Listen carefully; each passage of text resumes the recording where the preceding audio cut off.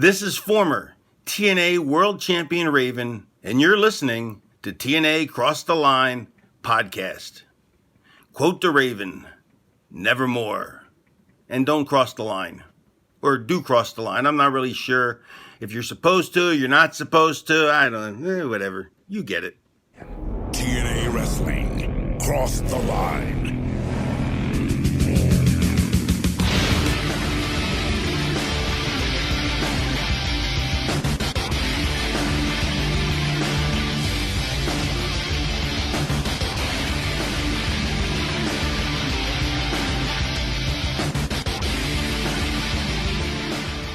And we're back with episode 84 of the TNA Cross the Line podcast. I am Bob Colling Jr. and with me, as always, is Dallas Gridley. In Dallas, we have a new director of authority.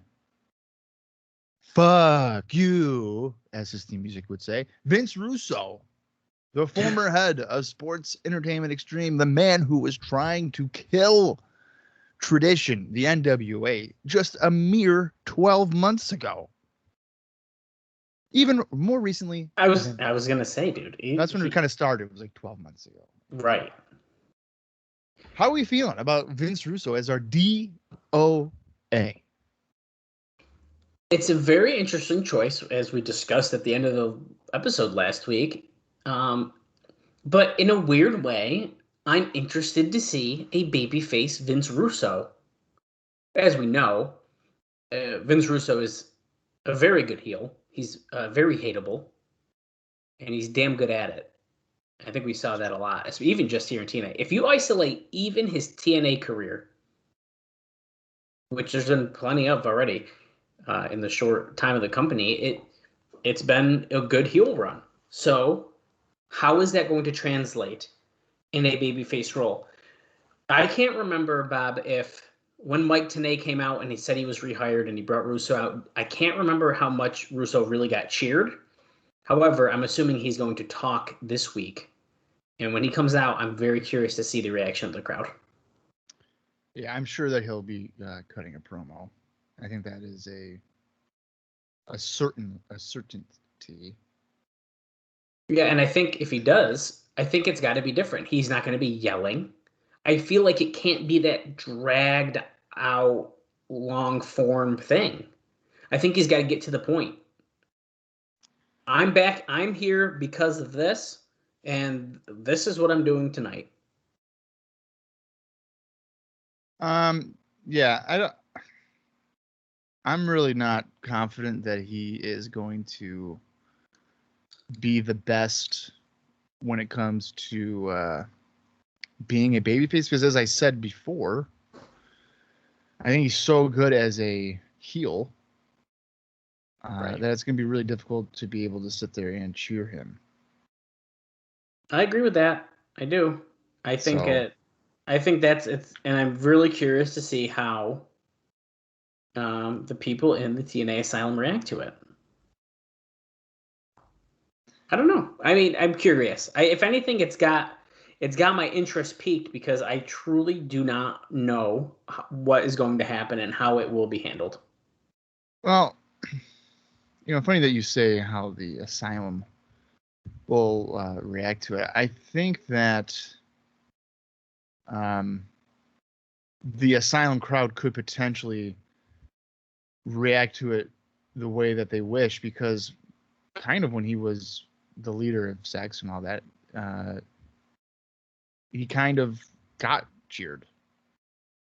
Yeah, that's a good point, actually. Yeah, I mean, he did sometimes. Really. No, you're right. So that could be kind of an interesting thing to kind of keep tabs on, I guess. Right, I think so too. I don't know, man. I think it's going to be interesting. Is Bob going to be right? Is it going to totally flop and suck? I think there's definitely a chance of that. I really do. I think that there's definitely a chance that could happen. And at the same time, could it be decent? I think there's a chance of that as well. So I think it's going to be extremely interesting to see what happens going forward. But before we get to that, Bob, we got a lot more show to cover. We got a lot of other stuff to do. So, Yeah, we do. Last week's show in general, I think it's safe to say the Vince Russo announcement like that was probably the biggest surprise. Most shocking, absolutely. But unfortunately, we both did give the show a thumbs down. I mean, it is what it is. It wasn't a good overall show. Here, we can do our quick recap here. If Dale's had it pulled up, we'd be able to do that already. But nonetheless, he did not. Good thing Bob was prepared, and he does. You have the card pulled up. Bob, go ahead. Give us the card. Sure. All right, last week, here's a rundown of what happened. We started off with Team NWA, which was Chris Sabin, Elix Skipper, Jerry Lynn, and Sanjay Dutt, defeating Jason Cross, Jimmy Rave, Roderick Strong, and Shark Boy. And I believe after that match, Jerry Lynn was effectively fired, if I'm remembering correctly. Yes, he was. Was there also a guitar shot involved? I think there was. Ooh, there might have been. I think that happened. Michael Shane defeated Ron Killings. The team of Dustin Rhodes and El Leon defeated the Red Shirt Security, which is Kevin Northcutt and Legend. Or I should say, which was Kevin Northcutt and Legend. Right, because I believe we said it was Legend's final appearance. That's right. Because he was attacked backstage and essentially fired because he lost the match, according to Jarrett and his crew. Yeah, it sucks. AJ Styles defeated Abyss by disqualification. The Insane Clown Posse, Shaggy 2 Dope, and Violent J defeated Glenn Gilberti and Kid Cash. Raven teamed up with Terry Funk to defeat The Gathering, which of course is CM Punk and Julio Dinero.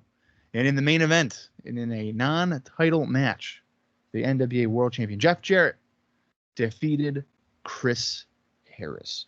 Now, I think so we did give it a thumbs down. And I think really what I got away from this show was the horrible presentation of Chris Harris in that main event. Jeff Jarrett did him absolutely zero favors to make him look like a credible challenger, which I think is what really kind of left a poor taste in my mouth.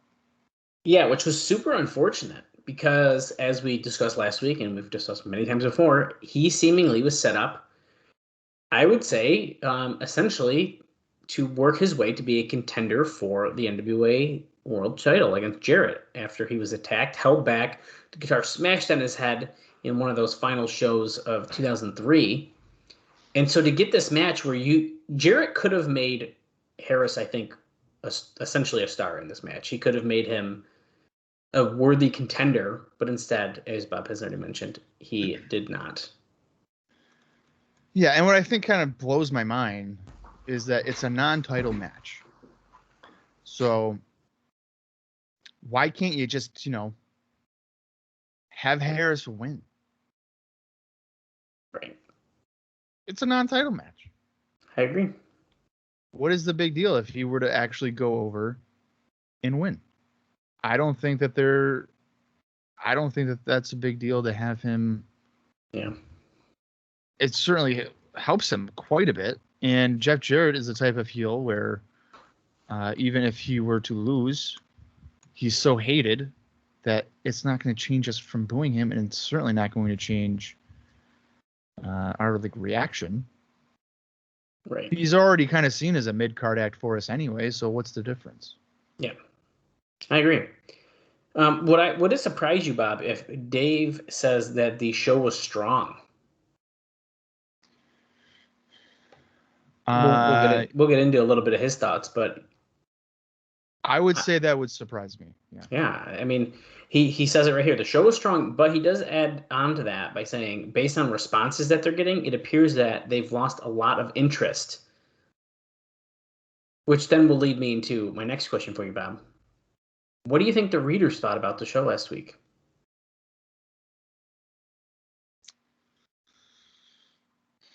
I'll say they went thumbs up.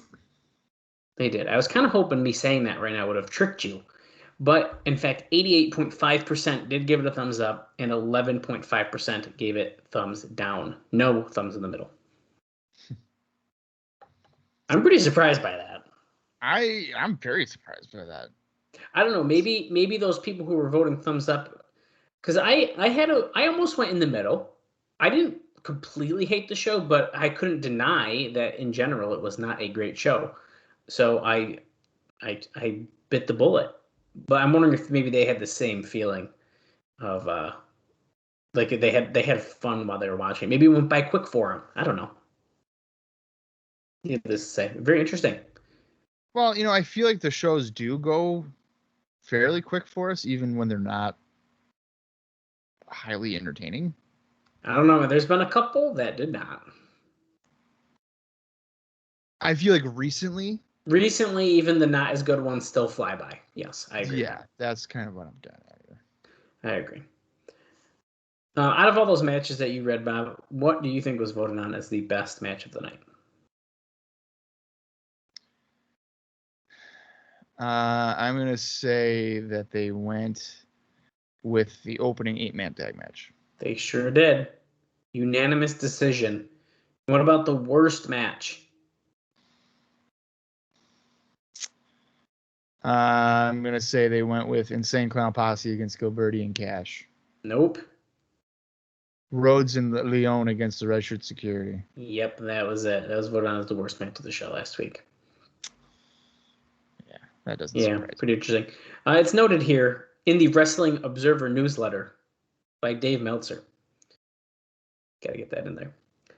The show appeared to have a heavy Russo influence, with 2 tag teams breaking up, and a heavy Dutch Mantel influence, with the post-match brawls after virtually every match. If anything, Jeff Jarrett was pushed harder than ever. And he kind of goes into that opening match, and we can add on to that. I know you're about to say something, so go ahead, because I think I know what you're going to say. Well, I mean, I feel as if Jarrett's been really kind of shoved down our throat as soon as 2004 hit. Right. So not even just like last week or anything. But no, I don't think it's just last week. However, he was out almost after every single match last week, I think. Yeah, I mean, and that's kind of bound to happen when they're doing this whole show your allegiance with me type of thing. It follows the story, I guess, but it was a lot.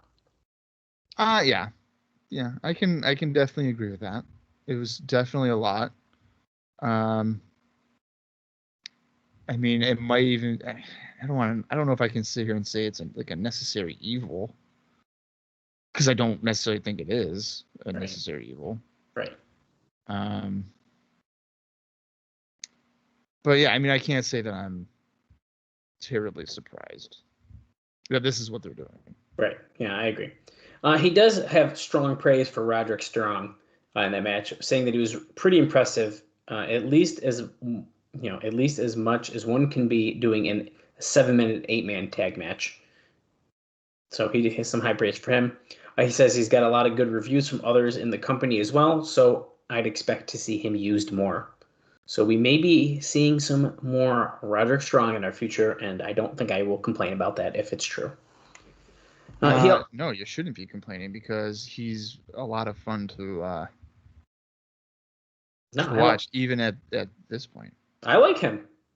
Yeah, I'm a Roderick Strong guy, especially when he starts to have his shitty little boots. He also has praise for Dutt and Sabin as well, but that shouldn't really come as a surprise to anyone because they're both great wrestlers. And of course, as Bob mentioned, Lynn did in fact get hit with that guitar.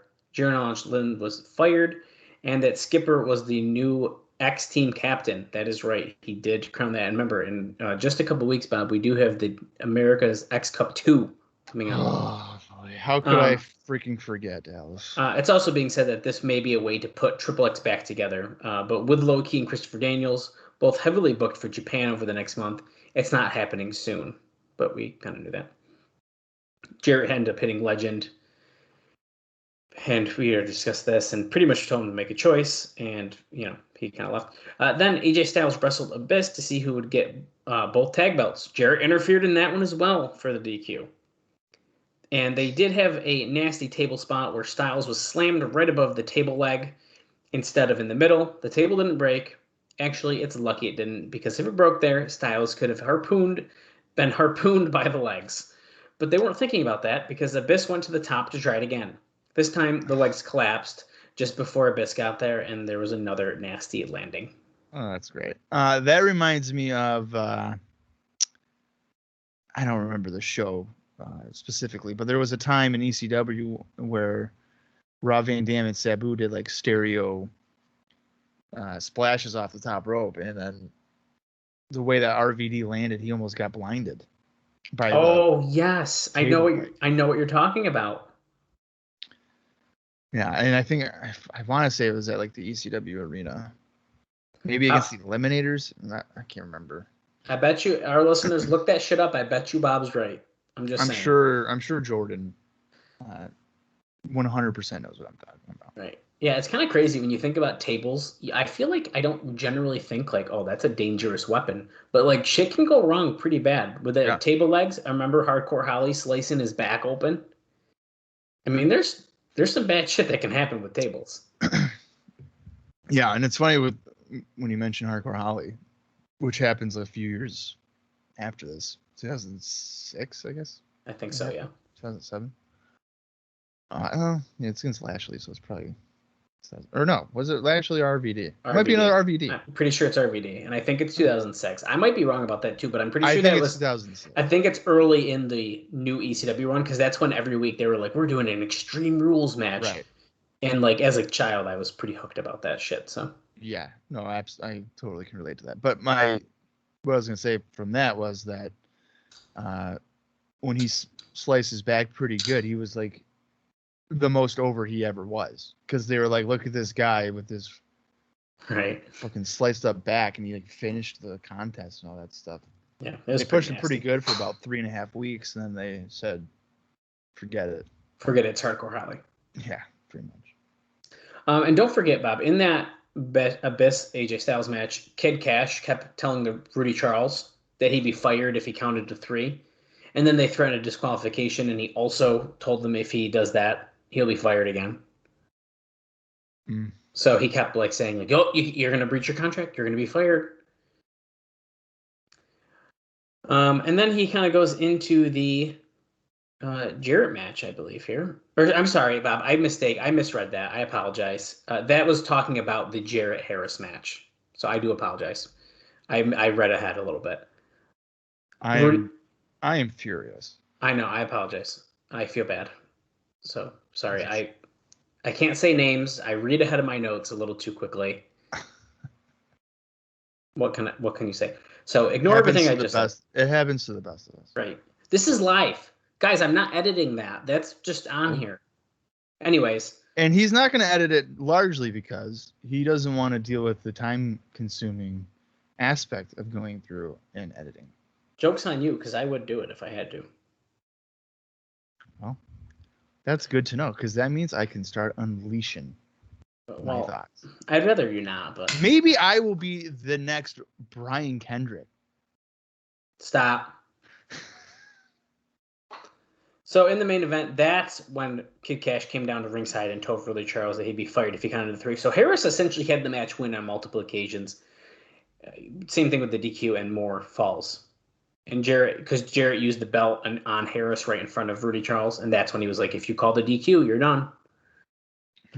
Dave mentions that the match was disappointing as it was a typical Jarrett brawl.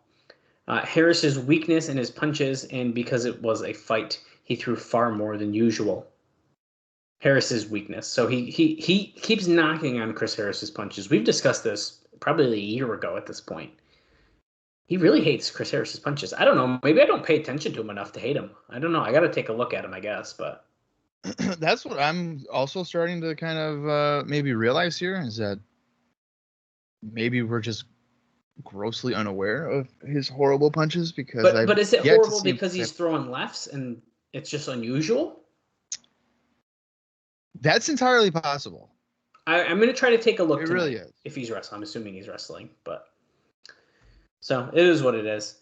And then he also adds that it was tough because the live crowd was only there for ICP, but also reacted well to that Terry Funk and Raven versus CM Punk and Dinero match. And he continues on with that, saying they're giving Punk more promo time and he's been very good at it.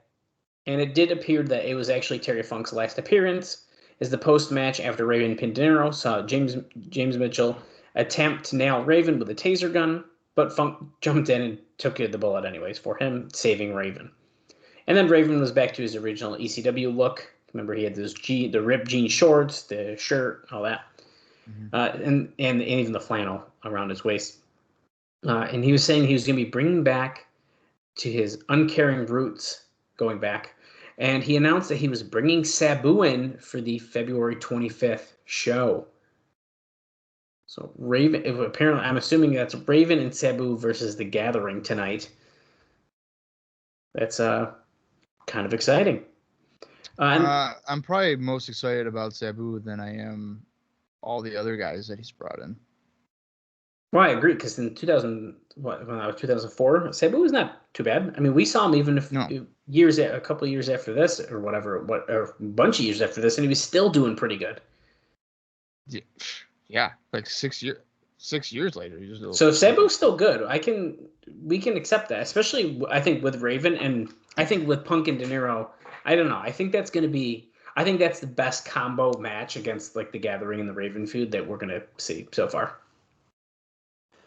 And that second tag team split besides the red shirts was Simon Diamond and Johnny Swinger. They've been teasing that one about this who signed what with the alliance with Jarrett, which one didn't. They both denied it, as we know. And when they made the save for referee Mike Posey after Kid Cash and Glenn Gilberti were beating on him, Diamond got a look at the list and saw Swinger's name. Swinger then turned on him and gave him a beatdown. Devastation. I'd argue, I'm just going to say it, Bob, most disappointing moment of 2004 has got to be the breakup of Johnny Swinger and Simon Diamond. Yeah. It sucks. It's the early front runner. It sucks, man. I don't know. I guess I'm curious. We have been talking up a Simon Diamond babyface run, so maybe this is it. However, I have a gut feeling, Bob, that this does not bode well for one of these men. I don't think both of them are going to survive in a singles role in TNA. I could see that.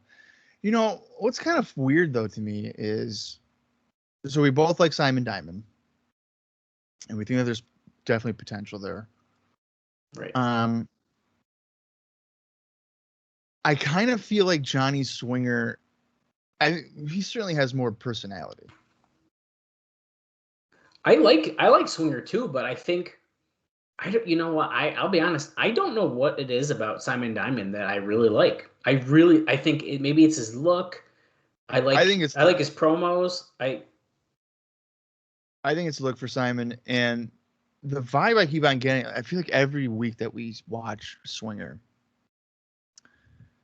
whether it's like his facials or whatever the case is, there's just something about him that makes him likable. For me, I agree. No, I do too. Like I said, I like Swinger, but to me, if I look at this, we'll look at it like the tag team, right? And you know the comparison we got to make here: who's the Shawn and who's the Marty? Unfortunately, I think Swinger's the Marty. I think Diamond has more potential to break out on his own than Swinger does. And I think that's what I mean by that, because I don't think that Johnny Swinger's bad by any means. Yeah, I mean, you're probably right. But going off of how you're saying, with the charisma and stuff, you might kind of switch that. Depending on how it goes, because I think I do find him to be kind of likable, because if you really kind of pay attention to the promos with like Gilberti and stuff, when they were a true unit of heels, there were just things that Swinger would do with his face that would make it kind of goofy. Right. And then I kind of found that to be entertaining. So I don't know. I mean, it'll be interesting to see how, I guess, that kind of plays out. But yeah, this could be, I guess, the beginning of the transition for Diamond to become a baby, like a singles babyface. Yeah. I guess that could be kind of maybe the direction they go in, and that's something that we've been, I guess, kind of hopeful for. So. Right. Well, we will see what happens with that. I'm sure we're going to see them square off here soon. I mean, that was a big breakup, one of the biggest I think we've seen in a while. So the red shirts isn't as shocking since technically they added Legend in after Ryan Wilson got out. So I mean, they weren't even a super long tag team. But Diamond and Swinger was my tag team of the year in 2003. Right. So we'll see what happens. Also, Bob, last week, Johnny Fairplay, shout out to Johnny Fairplay if he is still listening to this show. We discussed all the deets last week, if you want to hear about that. You know, Bob, by the way, I think we've made up. I don't think Johnny Fairplay hates us anymore. I'm hoping he doesn't. I think that when he listened to our, like as we said before, when he listened to our podcast, I think he might have misinterpreted what we were getting at. Well, listen, I hope he kept listening because unfortunately, due to our recording schedule, he'll keep hearing stuff he probably doesn't like for a couple more weeks before he really gets it. But you know what? He's back. He's retweeting our tweets again. He's liking our posts. Oh, yeah. I think we've made up. I hope so. And you know what? If Johnny Fairplay happens to listen to episode number 84 of the TNA Cross the Line podcast, Johnny, we'd love to have you on anytime. This is the invite. I'm doing the invite right now, live on the air. Okay. Yeah, I mean, why not? I mean, I don't know what we would talk about. We'll talk about his. Well, I won't say that. We'll talk about his 2-year deal with TNA. Well, I mean, I only say that because I haven't seen a season of Survivor. Well, we could binge it. If we knew it was coming, we'd binge it. We could. I guess we could binge it. Yeah. We get together. We'll do it in a day. We'll hang out next Saturday. That's a lot of episodes, dude. That's like 40 episodes. That's like 40 hours. 40 episodes? Survivor? Dude, or maybe not. Maybe 20. That's a day. And he's not more than one season. I only care about the one that relates to the TNA stuff.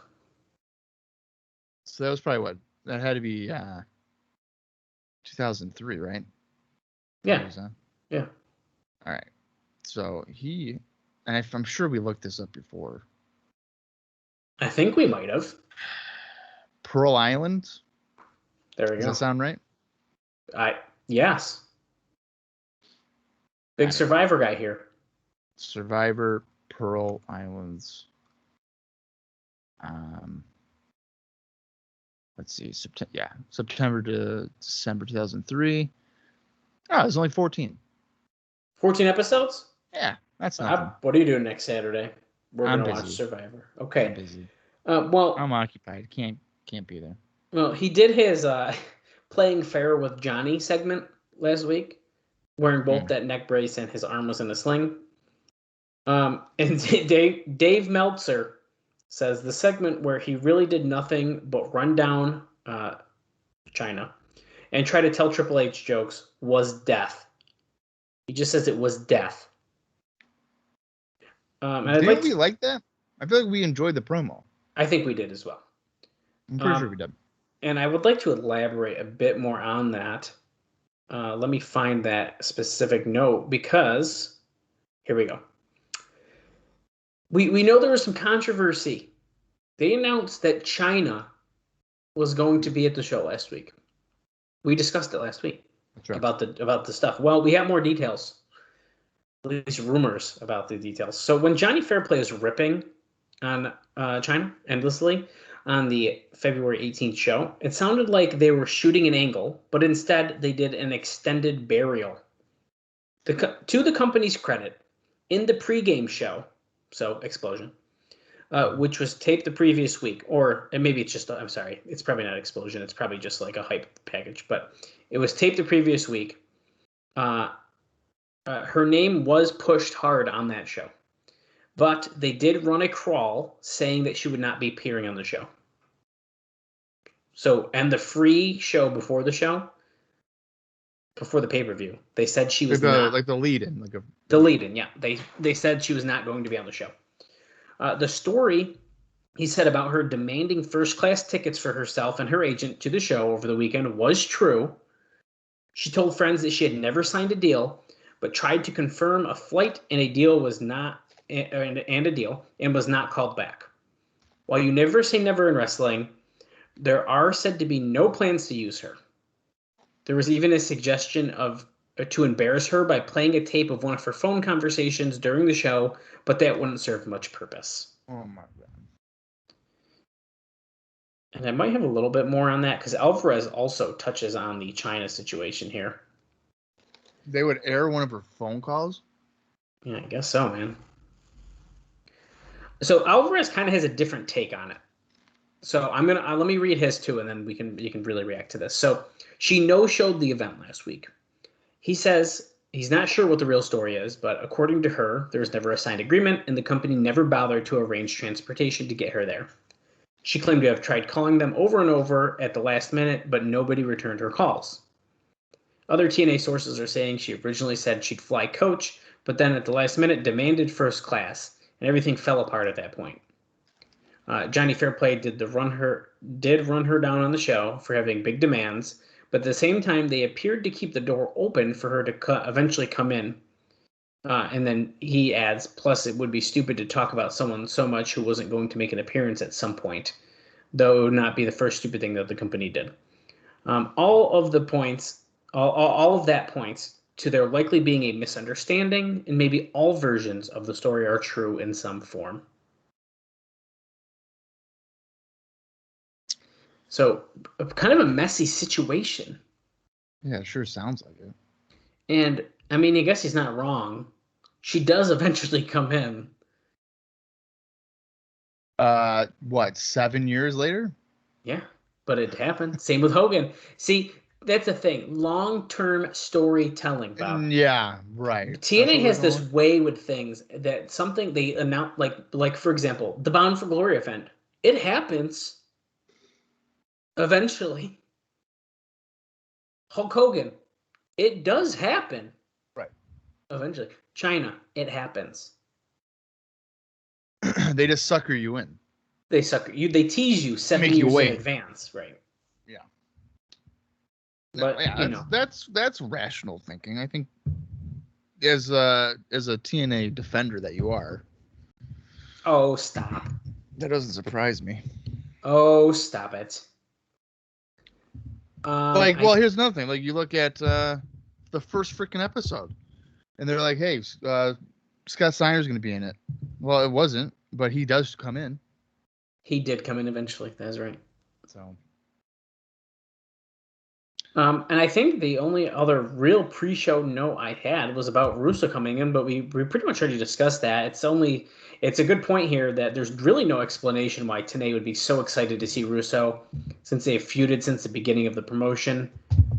And unlike previous Russo surprise appearances, there was pretty much no follow-up buzz on this one. He's also assuming that we will see Jeremy Borash and Tiny and Sarah Lee all back this next week. And of course, we can't forget Scott Hudson filled in for Mike Tenay last week and did a pretty damn good job, although it did throw Don West off a little bit. It absolutely threw him off, and you could tell that it did. Which I don't blame him. He's been comfortable with the same guy, it's not his main career to be a wrestling announcer. I definitely could see why it threw him off a little bit. Yeah. I'm not going to bash him for that. Right. So yeah, I guess that's it for real pre-show notes. I have one other thing, but I think I can probably say it during the opening video package, unless you'd rather me just tell you right now. You can hold off on it. Doesn't matter. Okay. Let's talk about Explosion quick, and then we'll get into the show, Bob. I'm pulling up my notes right now. Here we go. That's not it. Guys, the list is getting long. We've watched a lot of shows. So We're live, pal. That's right.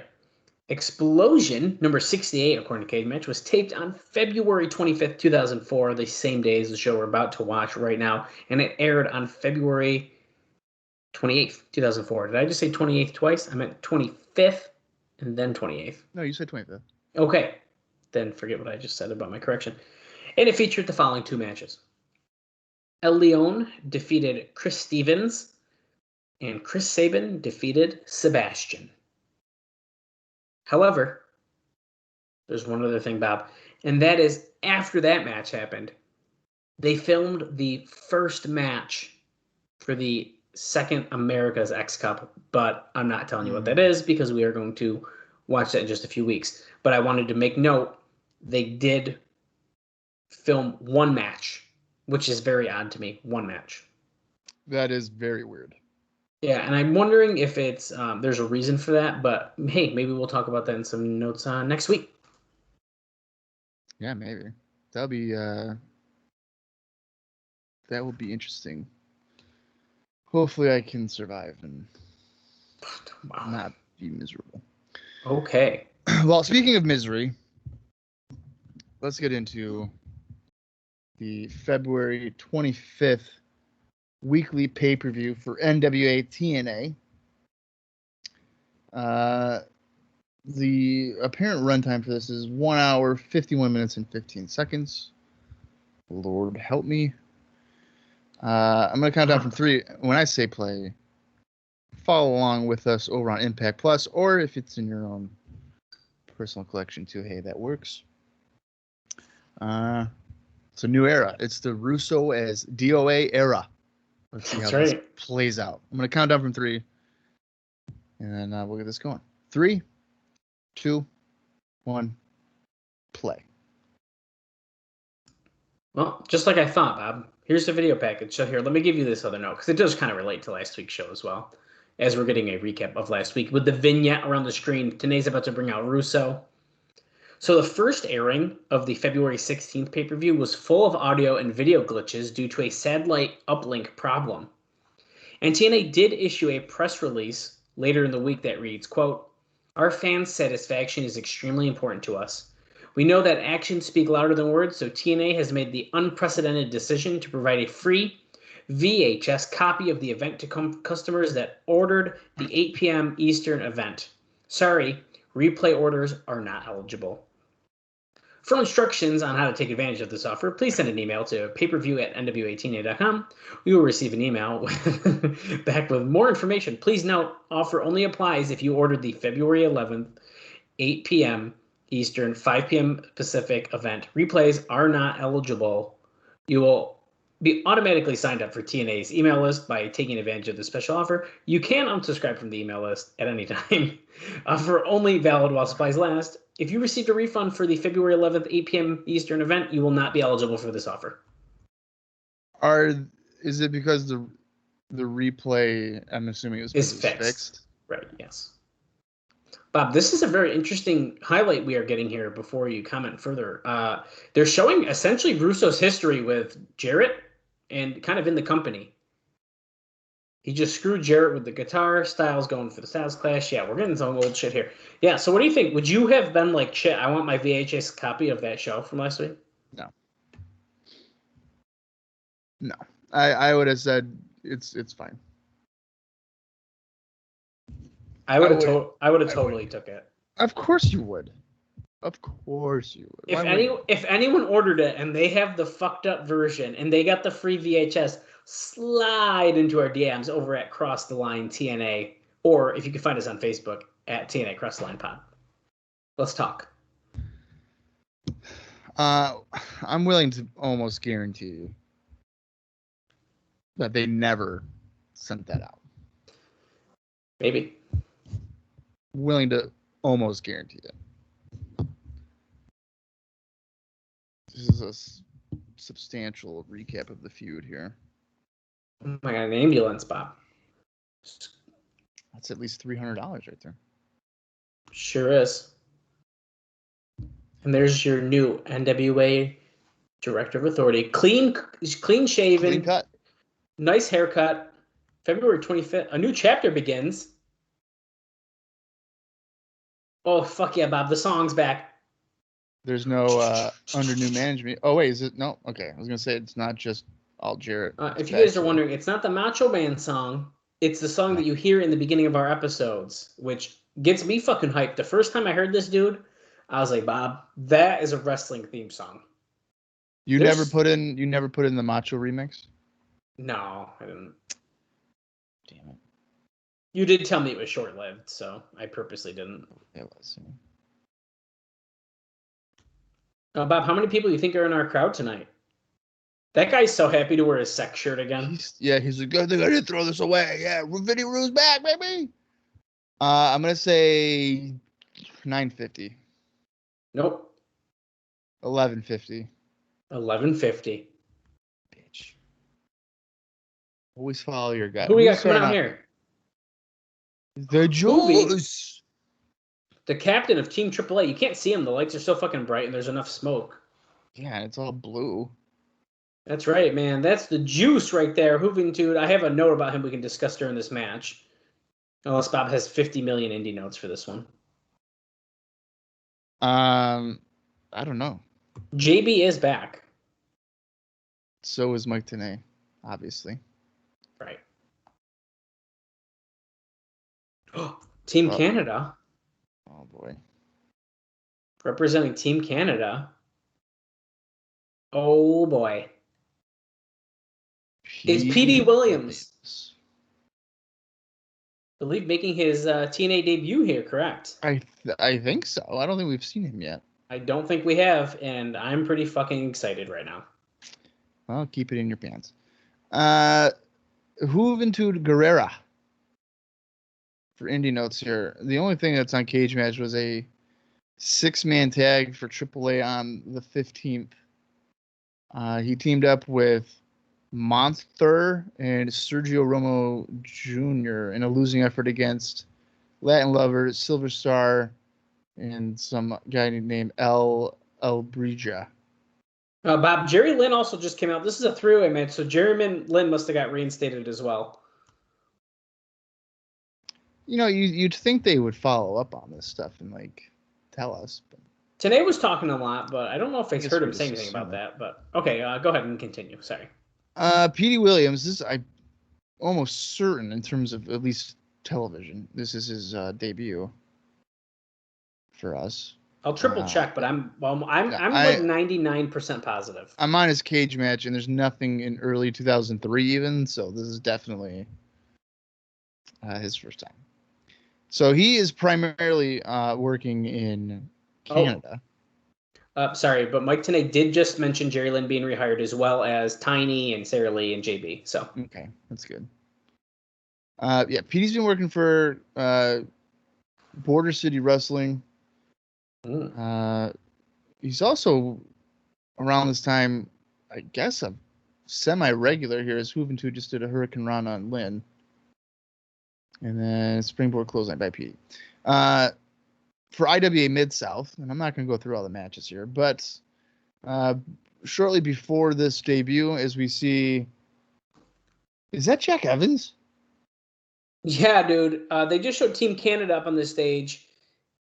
It was Teddy Hart, Jack Evans, and I actually did miss the last person. Middle rope leg drop by Jerry Lynn. Is it Divine? Yes, it is Johnny Divine. So I had a note about this, but now we already know who it is. So I don't have to give you the note. And there is Team AAA. We have the same guys: Hector Garza, Abismo Negro, and Mr. Aguila.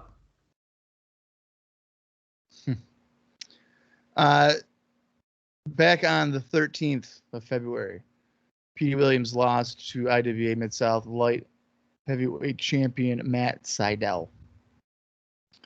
So that's kind of what he's been up to. And then for Jerry Lynn, let's see if there's anything of substantial notice here. Yeah. Looks like he was busy over the weekend. This is a weird match. Jerry Lynn competed for UPW, losing to the UPW lightweight champion Frankie Kazarian and Evan Courageous in a elimination match where Kazarian retained the title. That was on the 20th.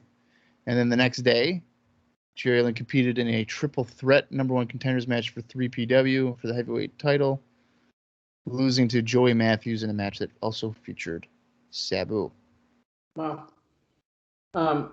Bob, they're saying so much on commentary right now. I'm so glad that we do listen to this. I know you were talking as well, so you probably didn't hear too much, but they did just talk about Don Callis. They said Don West said, "I've been wondering where he is," and they said he is banned from the asylum. Why? They also mentioned that, but that's the only part I heard. But I believe they mentioned something along the lines of it's probably because something about the board of directors, or they did mention Jarrett's lawyer as well. So there's a lot going on right then. Double reverse DDT. A lot of three-way moves so far in this match, submissions specifically. Yeah, I wonder why he's banned. He was running the joint. Not anymore. Let me see here. Okay, so the situation with Hoovy as our friend, it's in question. And I don't know if this was reported on necessarily before the show aired or what happened, but it said here that he will, over the next 2 weeks, be attempting to come in, but TNA never did his visa paperwork. And they wanted him to come in saying that he was a tourist and not doing business, but he's been red flagged at the border, so they are supposed to be looking out for him. He's gotten the last few times, but every time is a risk. Now, of course, we are literally watching it right now. We know he did get in this time. You know, why would you freaking risk? You're on. I mean, I know it's pay-per-view, but Yeah, I don't know. you're on television. Well, yeah.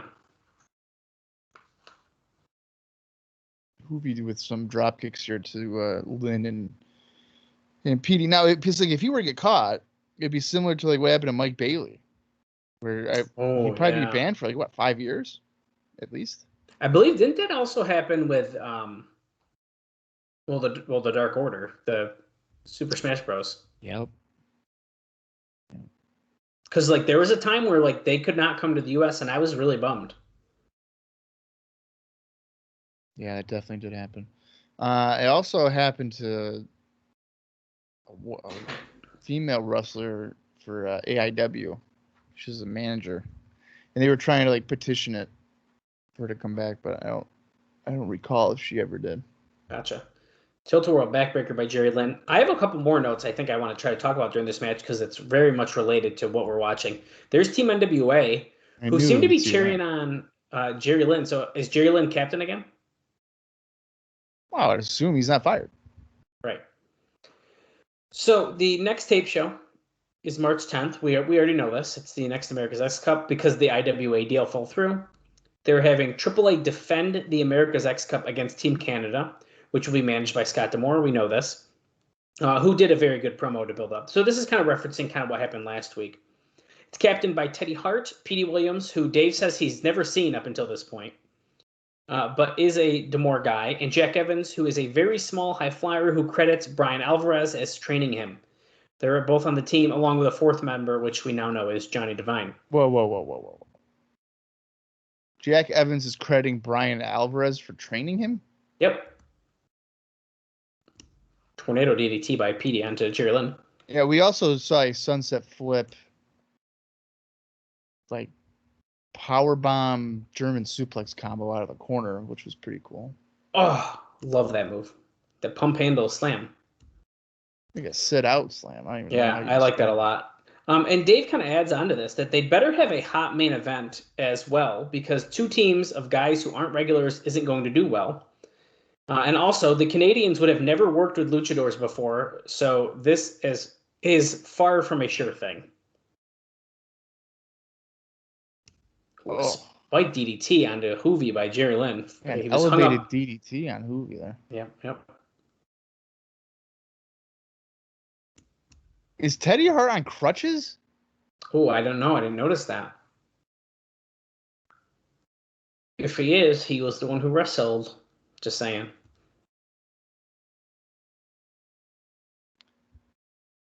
That's good. Tilt-A-Whirl side Russian leg sweep. Or a side Canadian leg sweep, probably. So Dave was saying he hadn't seen Teddy Hart before this, so I'm pretty sure. No. Petey Williams. Oh, Petey Williams. Yes. Okay. Well, then never mind then. Hoovy with a powerbomb on Petey. Now he's probably going for the same for Jerry. Counter TKO. Boom. He hits. That's got to be it. Nope. Oh. Awkward splash there by Petey. Whoa. Wow. Petey Williams pins Hoovy. That's huge. Team Canada with a big win to start us off. Big win for them. The crowd doesn't know what to do because fucking these random Canadian guys just came in and won a match. You can definitely tell that Petey is, I would say, fairly green. Yeah, he definitely is at this point, which is kind of interesting to see. Yes, Teddy Hart does have a crutch, by the way. I'm not surprised. I mean, that guy seems to hurt himself every time he wrestled. So. Well, and without spoiling, I know I kind of just hinted at it, but he was the one who did wrestle in the tape match for the show. I won't say more than that, but Is Jack Evans even Canadian? I don't know. Oh wow, Bob, Bill Apter here with America's Most Wanted, Tag Team of the Year magazine.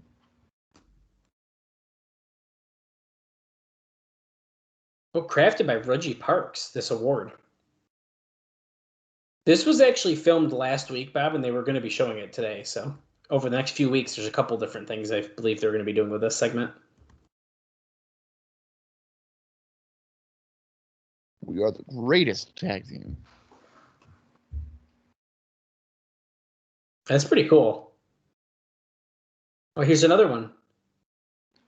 Most Innovative Promotion Award. Accepting on behalf is Mike Tenay. Innovative 2 hour. Okay. This seems like kind of a stretch here. Total Wrestling Magazine. I don't know, dude. Bill Apter's a pretty what's the word I'm looking for here? Reputable guy. Credible guy. Credible, yeah. I don't know, man. I feel like these magazines tend to take bribes. That's fine. Of course, that's fine. If that's bother you, then well, it's wrestling. It's a fixed sport, fixed awards, baby. Who gives a fuck? Just saying. And I do think things like this. Look at the Ultimate X. Okay, I don't know about their cage, but I think there's reasons why I could see why there would be an innovative promotion of the year. They tried a lot of shit out, man. Well, they did. Yeah, I guess, yeah. Wrestling reinvented only on pay-per-view. Oh god, that logo. Oh god. As a designer, the black boxed logo splashing on the screen was just brutal right there. Oh, Mike Tenay's in the ring. I'm assuming he's going to be talking about Vince Russo because he said the decision to bring him in.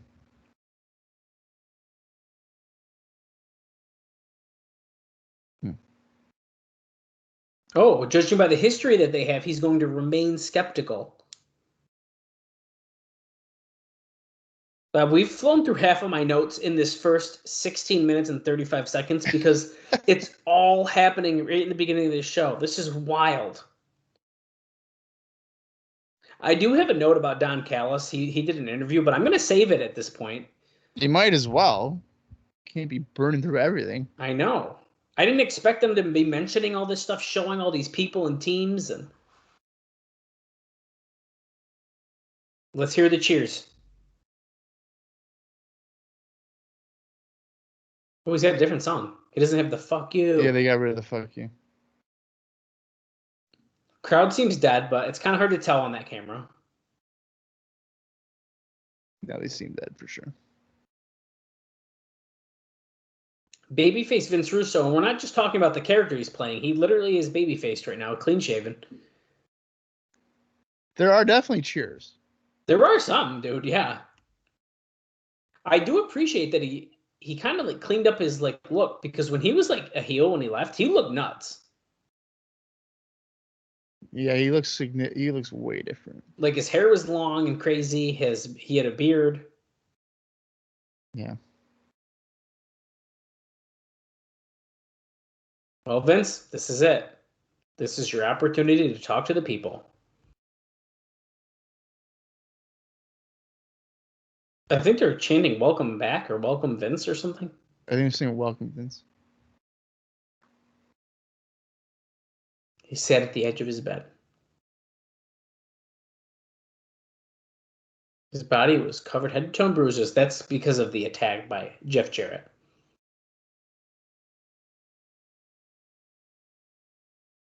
This is already very interesting. He's very somber, very reflective of what happened. He's not screaming.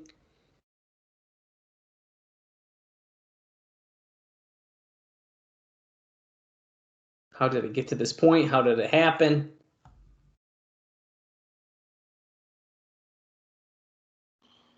So, Dallas. Yeah. Brian Kendrick's been pulled from the show today. Wow. Tony Khan just tweeted it. Oh. Okay. Vince Russo was talking about 10 years ago.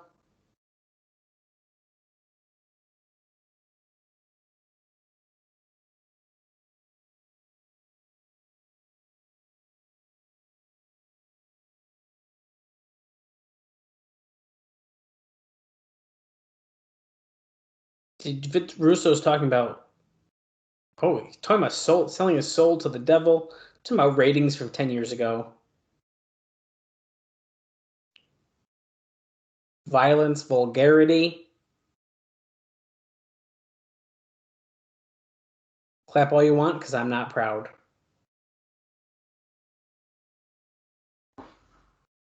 Oh. It was his decision to lower the Undertaker on a crucifix.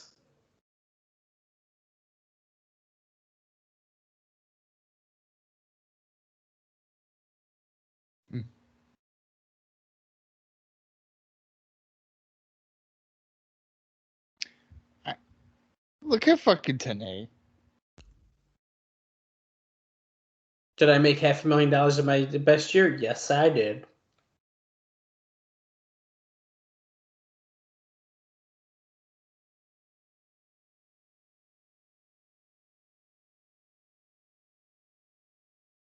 Vince Russo is playing for the wrong team. That's right, Bob.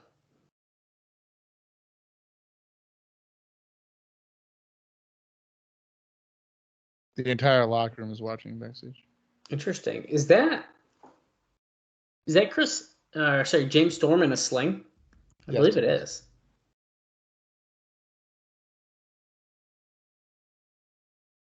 Oh, Vince Russo was the Antichrist. They're all like, wow, this is nuts.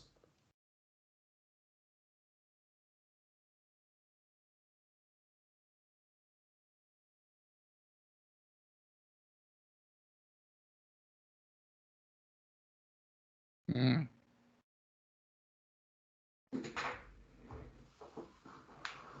Vince Russo, inside and out, Mike. Crowd's chanting bullshit. They're not buying that he's forgiven. He wrote a book and it was titled Forgiven. You don't write a book with the title Forgiven and then not be forgiven. Right. TNA has the look of like, I don't trust you, but I'm also in love with you. Yeah, like you gave me my job back, so Yeah. it's the reason I'm wearing this tuxedo right now. Every week. I like TNA with like the leather jacket, like when he accepted the award, where he looks like he's gonna beat someone up. Mm. Oh boy. Here comes Double J. Look at TNA just looked over and said, "What's this?" What's this? Oh, you don't know? It wasn't in the format? Okay. Yeah, great job, Jarrett. Wow, that is a fucking outfit, dude. What a decision. That looks like my grandma's curtains. He's got this giant red pendant on his neck, and he's got his like a slight orange tinted sunglasses on. That's Holy crap.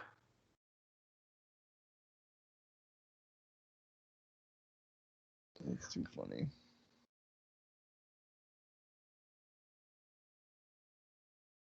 This has 1970s all written over it for Jeff Jarrett.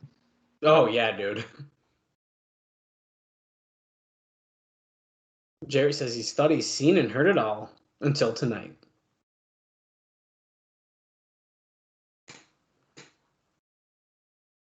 Who are you kidding? Let's see, does the crowd hate Jarrett more than they hate Russo?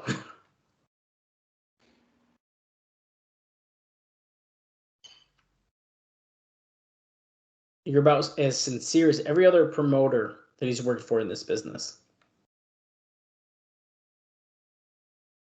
Vince, it's me, Jeff. I know you better than anybody. Is this the song you're going to try to sing now? Since the last time I saw you and I beat you black and blue.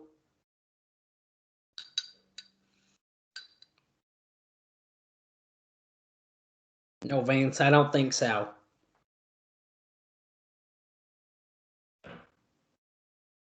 He says he's up to something. Oh, he's after Jarrett's forgiveness. Bob, you think that's true? No. I don't think so. I hope not. He said his hard feelings went out the window when he beat him black and blue. So all he had to do was ask for that forgiveness. Look at TNA. The way TNA was looking at him was wicked funny.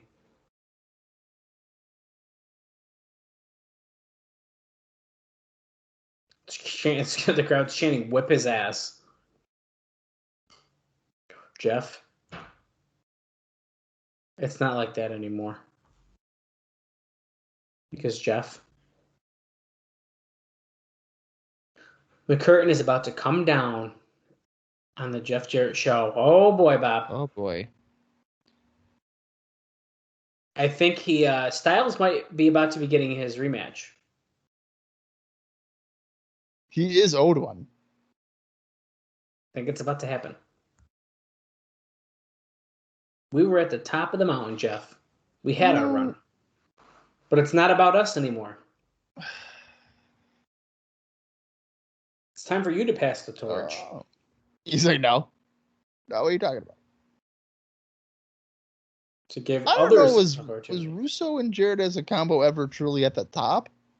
Yeah, dude, in WCW. Oh, shit, he just slapped Vince Russo. A really pussy slap, but he slapped him. In WCW, man. He's the reason the bash at the beach, Bob. Bash at the beach. Yeah, okay.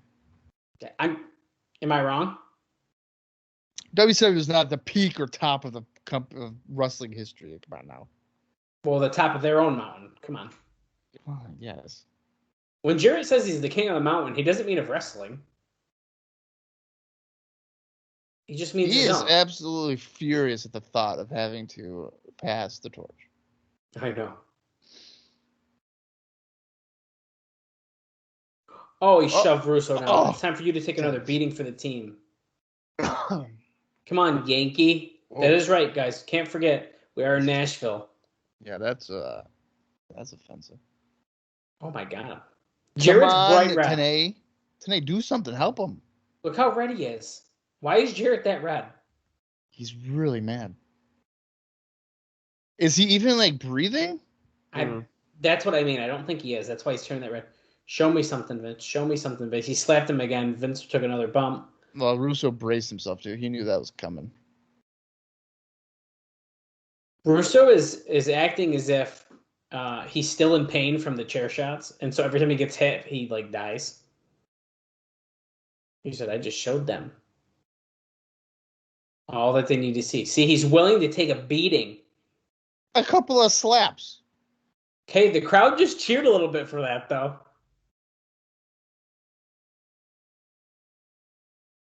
One man's dream is about to become his destiny. Raven? Wait a second. Is Raven about to get a fucking title shot, Bob? Is that a Raven tease? Bob, are you fucking serious right now? Raven is about to get a title shot? Out of you.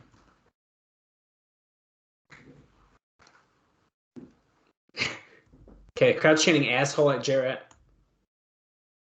I thought they were chanting that at Russo. Walking away. I thought so at first, too, but it's not. It's good to see that Jeff Jarrett's back to a normal color. Yeah, thank God. I was getting really worried. He's about to have a heart I thought he was attack. about to pass out. Rudy Hill and Too Tough Tony. They're the Juggalos, dude. Are they twins? Oh.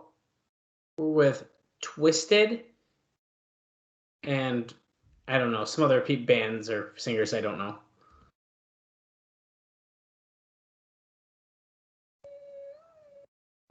Oh, they're checking out NWA-TNA 11 pay-per-view like they do every week. So Rudy's here in the Asylum because they told him to check it out. Too Tough Tony has been there before, so he already knows. Talking about Chris Sabin. Oh, Sabu. He's here. He's amped. Well, he's like he's really into it right now. Too Tough Tony, what do you think about this? Oh, he pulled the Rudy. Oh, he says he hopes Too Tough Tony doesn't run into David Young anytime soon. Now we're getting a video package. So no ICP this week, it appears. And this looks like a video package about Diamond and Swinger. Who signed the loyalty contract?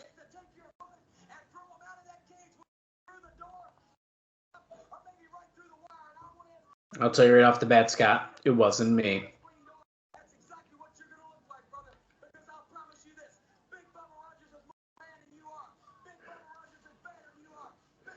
He's Swinger even saying, I trust him with my life. He was the best man in my wedding. Even Diamond kind of looks skeptical, like he kind of knew.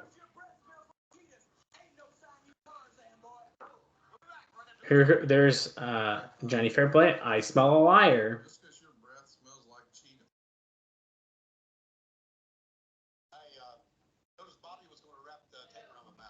I don't know how much clearer I can be. This was a couple weeks ago. Under new management, signed the Bacteria Taylor. Or was this? Oh, this was last week, actually. That's right. Because this is when Diamond said he's going to find the clipboard. He's going to find out who signed it tonight. And here we are, last week.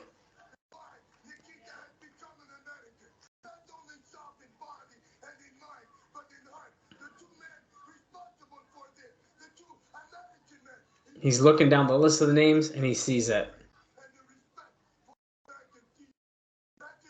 Uh-oh, what is it?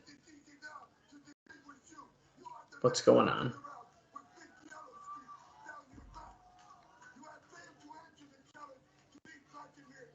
Go Birdie has known this whole time, but has said nothing.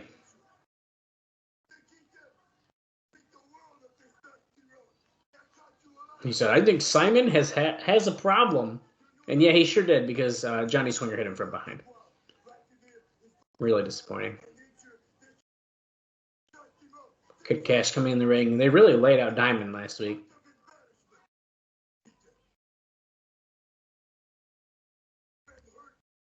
This looks like it might be from Explosion. It's Diamond looking fucking pissed. Just walking to the camera. He ain't saying nothing. He just shut the door.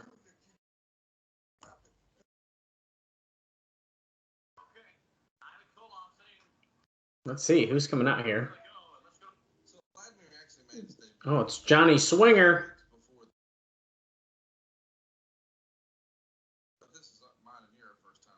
Who's fucking huge. Sounds like it's about to be Simon Diamond versus Johnny Swinger one-on-one. If you're following along, we are at 31 minutes and 58 seconds.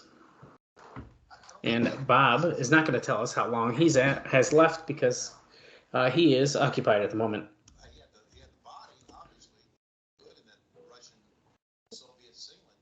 Okay, so Jeff Jarrett has the night off, we were just told. Okay, so they don't have a new song, so the song just keeps playing, and here comes Simon Diamond. Barely see him because of these lights and the smoke right in the arena tonight. He runs right to the ring. Swinger hops out. Swinger keeps running away. The bell officially rings, though.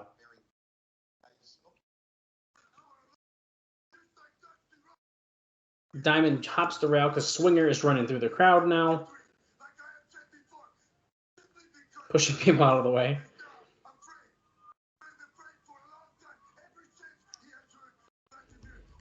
That's right. Partners for years. First in ECW and then here in TNA. Moves Mike Posey out of the way, and Swinger hits Diamond with a stiff forearm.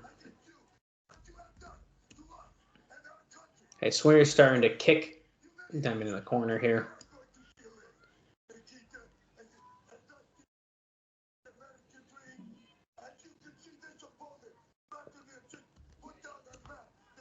And Swinger is laying in the punches. Irish whip. Diamond comes back, kicks Diamond. Or kicks Swinger. Laying in some punches.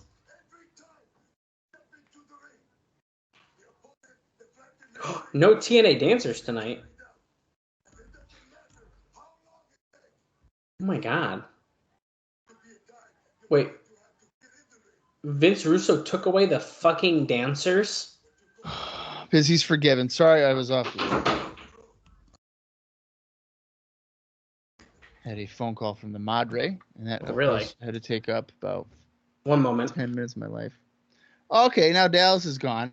That's cool. So I'll just take over here. We got Johnny Swinger beating on Simon Diamond on the floor. He's choking him with a camera cord. The referee should probably be issuing a disqualification, but he's not. And Simon Diamond, ironically, is not the shade of red that Jeff Jarrett was, despite being choked by a camera cord. And now he just got rammed face first into the ring steps.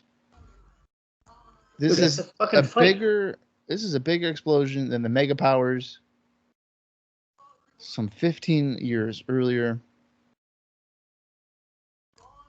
And look at Swinger. The crowd goes absolutely mild for his heel reaction here. Now, indie news, there's only one thing that freaking Simon Diamond did. Johnny Swinger, he's loyal to TNA. He doesn't like to work anywhere else, apparently.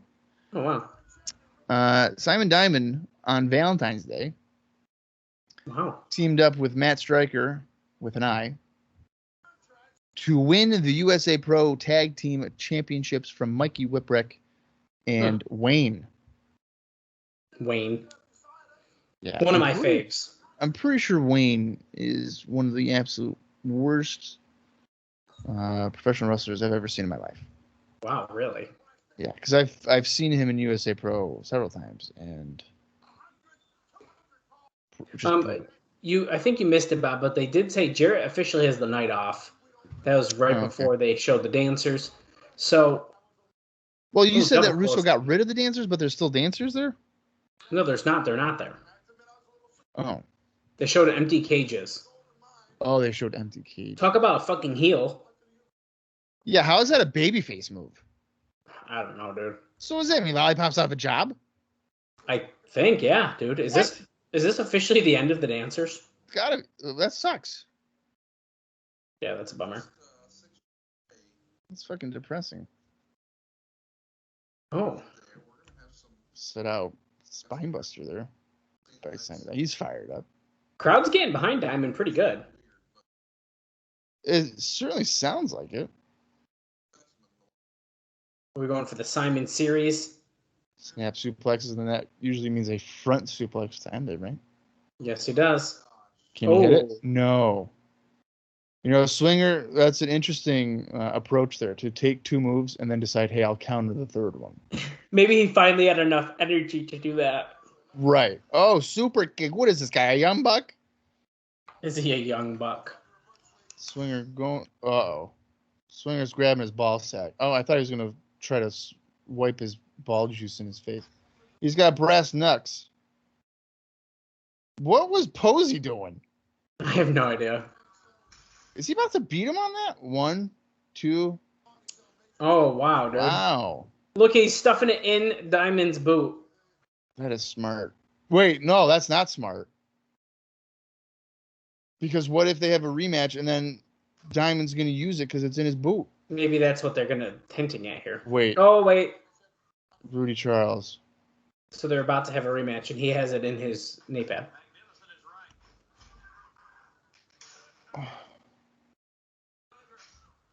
Why is Posey trusting him? You could be lying. Because he's the senior official.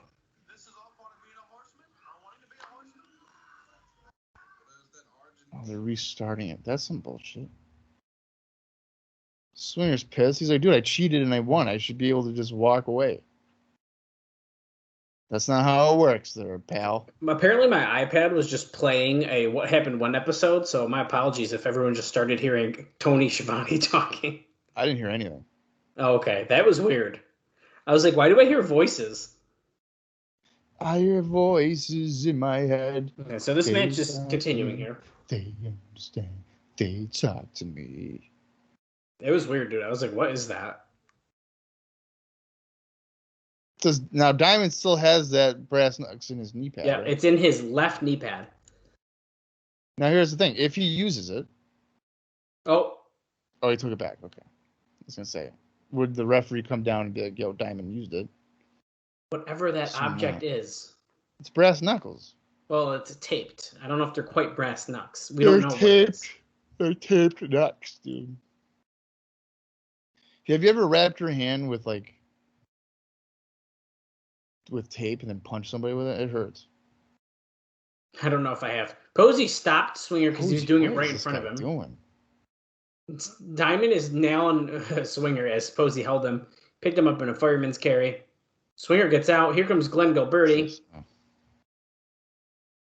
It's a DQ, even though he didn't even hit him. They have a young Kid Cash.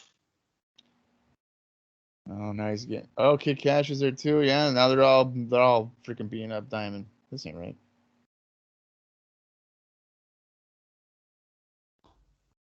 Man alone on the island. Could he survive this? We'll find out if he's going to be playing fair with these guys. Here comes Rudy Hall and Too Tough Tony. Or is this just Too Tough Tony? This might be just Too Tough Tony. I think the other guy isn't a wrestler.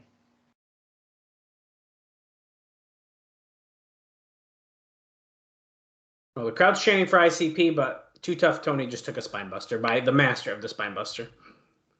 There's Rudy. Oh, he's laying in punches, dude. This is a mess. Yeah, this is ridiculous.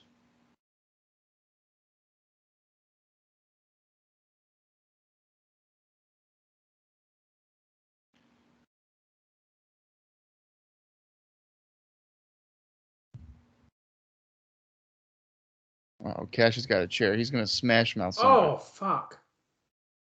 Oh, that's right, baby. Smash mouth. And not the band.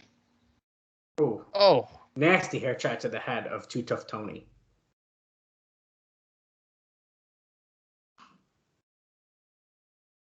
Dude, they're whooping their ass right now. 450.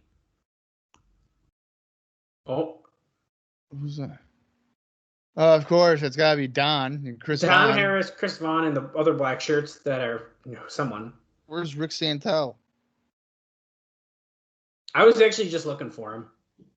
I was hoping that old guy would be in there too. Who's that guy? Nothing was settled between these two. Nothing. That's why what Tony says. That's why there must be a rematch. Hey, sending back to Scott Hudson with the new franchise. That's right. Tracy, Michael Shane, and Shane Douglas. The team of Shane Douglas and Tet. Shane Douglas and who? Tet. Tracy I. Taylor, remember? Yeah, I do. That's a throwback to a note that we talked about a few weeks ago at this point. Go back in the archives if you're new. If you want to stick your nose in this franchise's business. Shane Douglas looking younger. Wait, Jeff Jarrett's still here. He was supposed to be leaving. What's that all about? Jeff is whispering to Shane Douglas, and he's still cutting a promo. Yeah. The way we know that man about Vince Russo, you can't trust him for as far as you can throw him. I gotta agree with you, Shane. I just have no idea. Shane's like, Jeff, I'm gonna put you this way.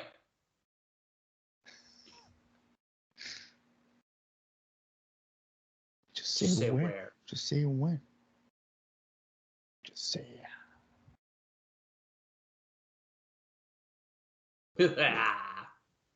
What the hell? Jay Stevens. When were they Andy there? Douglas. Were they just standing off to the side that entire... Oh, here's Northcutt. Wait, Northcutt no longer wearing a shirt because he's not a red shirt anymore. And they just told... Did they just tell them to go take care of America's Most Wanted? Chris Harris. Just Chris Harris. Wow. Yeah. Okay, Bob, we got a video package, so I want to try to spit out a couple notes quick for you because I don't think they're going to be too relevant for the rest of the show. Okay. Basically, the Don Callis interview, he had an interview on Slam Wrestling. It's just, he basically says he could not refuse that job from a security perspective. We've talked about that a lot. But he does say on an emotional level, it was a tough decision for him to make because he loves working for TNA every week, and it's a great place to work. But the job made a good use of his master's degree. So it was impossible for him to rationally turn it down. Jeff Jarrett was very professional and nice about everything. It was hard for me to go and tell him that I had to leave. He says, I felt bad for them because they'd built up so much, and I was in the middle of the feud with Eric Watts over control of the company. I felt like I was letting them down, but Jeff was very understanding. He made it a lot easier on me. When I went out in a really nice way. Jeff was better than you could ever expect from a boss when you leave a position. I should say that I'm not done with TNA completely. You'll still see me, perhaps when the company runs shows on a weekend, if and when that takes place. And Shane Douglas is about to come out as I continue. Or if his schedule allows him to do stuff, he thinks the door is still open for his character to be involved. I've offered to write for TNA's website as well. And in a sense, the Don Callis weekly character is gone, but I think as an employee, that door is still open to come back if they can find a way to do so. He mentions that he's going to be talking about TNA on NHB Radio and in his wrestling columns on the NHBWrestling.com website. And then he just pretty much says he enjoyed working there. It's a great product. Dressing room's full of great guys. And he didn't say anything bad at all. Says that he'll still be doing stuff in wrestling. And if the pay-per-views were on Saturday or Sunday, then he wouldn't be having the conversation about leaving.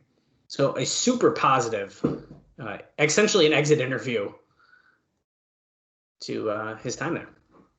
And so obviously he must be working a Monday through Friday type of thing. I'm assuming, yeah. And do we know exactly what it was? It's a job in international trade.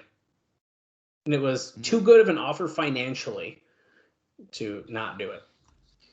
And as you said, too, like the security of it all. I mean, Right. TNA could die tomorrow, like the next day, I guess. So. Yeah, actually, it's funny that you bring that up, though, because they haven't actually had any references to like them closing. I mean, you remember the first few weeks we did this? Every week, it was like, they're going to close. They're going to close. It was like, we might not make it to September. At first, it wasn't even that. It was like next week. Yeah. 3 Live Crew out here, their entrance video was so long, they got to the ring before we saw them. Yeah. And my dog is barking. Where are my dogs Where at? my dogs at? Hey, speaking of 3 Live Crew, I'm going to pull up a tweet here. I'm sure you saw it, Bob. Over on our Twitter page, at Cross the Line TNA. But Legend, who follows us, and we follow him, and we're big fans of Legend, he keeps writing replies. And Bob, I'm going to let you take over while the dog finishes her barking. Okay. Well, for some reason, my audio's going in and out. All right. Conan. Yeah, well, Ron Killing's going for the scissors kick. Yeah, damn it. Dallas comes back right before I could say scissors kick. BG James is on commentary, so this is the rarity here of Conan actually wrestling, probably because he was attacked by Douglas on commentary. So he's wearing a Ray Lewis jersey. He's a Ray Lewis, a former potential murderer. That's fine. And then he tosses Michael Shane over the top to the floor, hip toss on Shane Douglas. Going for their version of the what's up, I think. Killing's going to the top rope. And, with that leg drop. Oh my God, that looked like kind of a stiff leg drop to the nuts. Sure did. But as I was saying, so we threw out a tweet a while back here from pay-per-view number 79. So I know it's a little bit older by the time you're listening here, but Legend replied about them essentially fighting 3 Live Crew. That's why I'm bringing this up now. And he says, as I'd mentioned before, a wonderful milestone in my career. I'd spent plenty of time with, and he tags BG James, laughing in the locker room, but this really showed me what a fantastic pro the man is. And then BG himself replies, thank you, Joe. The pleasure was always mine, dude. And actually, Ron Killings also liked that tweet, which I thought was really cool. So yeah, all the guys are there. And also just to kind of piggyback off of that, because I don't think there's going to be another time to really mention this, Legend also commented that Brian Urlacher was a great guy to work with, no ego, eager to learn and contribute. My brother was a big fan, and Mr. Urlacher was kind enough to sort me out all kinds of bear swag for him. Just a great guy. So that's really cool to hear. I think that's awesome. That's totally cool. As you were saying all that stuff, Michael Shane hit a somersault dive off the apron onto Ron Killings, and as a result, Ron Killings is going to get beat up here. Rolling neck snap, a reverse rolling neck snap by Shane Douglas to maintain the advantage.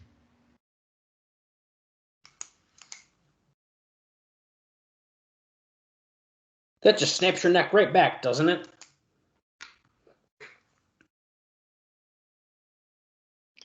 We haven't done a lot of time checks, I don't think. Oh, I did one while you were on your phone call, but go ahead. Oh, well, sorry. I had my earplug out for that, so I could actually listen to the nonsense that was on the phone. We have, for me, 1 hour, 1 minute, and 56 seconds left in the show. Which in turn is 49 minutes and 24 seconds in. I still like it my way. Did you say there's any indie news for this? I didn't hear that. Well, totally forgot that I had that. Oh, okay. I thought maybe you could have said something, so I wasn't sure. There was only one thing. Again, on February 14th, Valentine's Day, Shane Douglas, he won the USA Pro Heavyweight Championship. That son of a gun. He defeated Raven, which I'm sure I've mentioned before. I feel like I did, as it pertained to Raven. Yeah, that would make sense. Oh, maybe I didn't. Oh, wait. Yeah, I definitely did last week. Because Raven wrestled last week, so I definitely mentioned it. It's fine. You know what? Shane Douglas deserves to get mentioned as he hit a very slow-looking pile driver. On Ron Killings, knocks Conan off the apron. Goes for, he's choking him with the ropes. That's illegal, ref. Get him off. There we go. Come on, Andrew Thomas. What are you waiting for? Oh, fuck. He's definitely going to ref bump. The fact that he's leaning in so much, yes. Andrew Thomas is the ref. If you're going to do a ref bump, Andrew Thomas has to be the ref. Well, he's the worst ref to do it because he makes it abundantly clear that that's what he's going to be doing. Oh my God! Look at the face. The face by Shane Douglas. Ron Killings got stuck right in his face. He's throwing some right hands. Oh, poking the eye though to Killings. Stopped him. Whips him off the rope. Killings comes back, ducks the clothesline, comes back, ducks the elbow, comes back again. Ooh. Big flying forearm there. Fucking music. Sometimes I just like to randomly say that. Well, that and like, you can all kiss my ass. Yes. That's what he's going to do with the USA Pro title. He's going to fucking throw it down. Yeah, throw it in a garbage can. Yeah, throw it in a garbage can. And you can all kiss my ass. Or he'll be like, you're going to get your ass franchise. Yeah, there you go. Conan is in with Michael Shane, who looks scared shitless. Well, because he probably thought it was Ray Lewis, who, again, may or may not have killed somebody in the past. Hit Taz. Oh, face buster. Nice jump there by Shane. Jeez. Michael Shane. Did Ray Lewis Rolling kill Thunder someone? Lariat. Look at that. Did Lewis kill someone at this point, or is it after this? Alleged, number one. Alleged. Okay, sorry. I Alleged. didn't say he did. I'm saying he could have. Oh.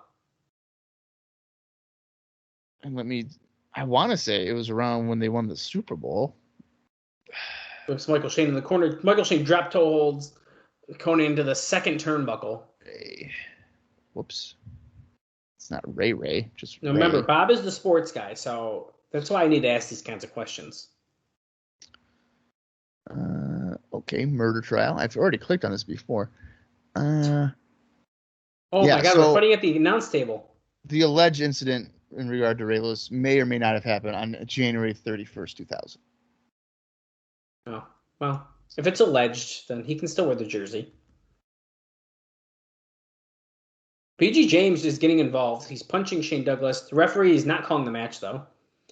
I guess it's kind of it's Andrew Thomas. He don't know what he's doing. He just looked like a glitchy referee in a video game right there, moving side to side, not knowing what to do. Conan looking to finish off Michael Shane here. Fucking powerbomb. I feel like he just did a random move. He's like, I don't know what the fuck to do, so I'm just going to powerbomb you. He's little. Michael Shane's little, so he's like, fuck it. Oh, no, the Tequila Sunrise. He's tapping. He's tapping Conan out. won the WCW television title with that move. Oh, And then Tracy hit him in the back. Remember, Yes. Conan did put his hands on Tracy. He kind of asked for that. Oh fuck, a super kick. Oh boy, that could be it. Wow. Wow, that's a huge pinfall for Michael Shane, dude. This forgiven Vince Russo fellow is doing some interesting things this week. Because, obviously he booked the show. So. Look at BG James. You can't believe this is bullshit. You know what? Wait a minute. Where's the referee? Where's Mike Posey to come out here and be like, whoa, wait, Tracy used a cast. Wait a second. Oh, Conan's pissed. There's an argument going on with 3 Live Crew. Are we about to break up another tag team? Why wouldn't? You know what? Why not? Whoa, dude. That's Killings and Conan getting in each other's face. BG James splitting them up.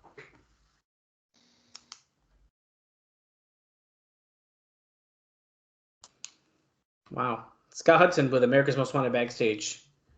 James Storm isn't a sling. Maybe I'm going colorblind, but his jeans there for a minute looked like they were green. They are green. Well, I guess I'm not going colorblind. Who wears green jeans? I totally would. You would wear green jeans? I do have some green pants. They're not jeans, though.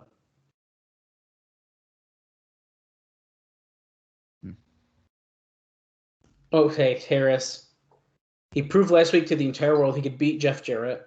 Well, I don't know if that's true because Harris, you lost. So why is it that Vince Russo didn't book a rematch? Because he's afraid. Duh. Instead, he's got a singles match with Chase Stevens. Tonight is about revenge. To what the Naturals did to Storm. This one's for you tonight, brother. Sorry about your damn luck. He took that's James not Storm your lines. line. Okay, we got another video package. James Storm may have an injured shoulder, but that doesn't mean he doesn't know how to talk. Well, let me give you this Jeff Jarrett note since I don't think we're going to see him again.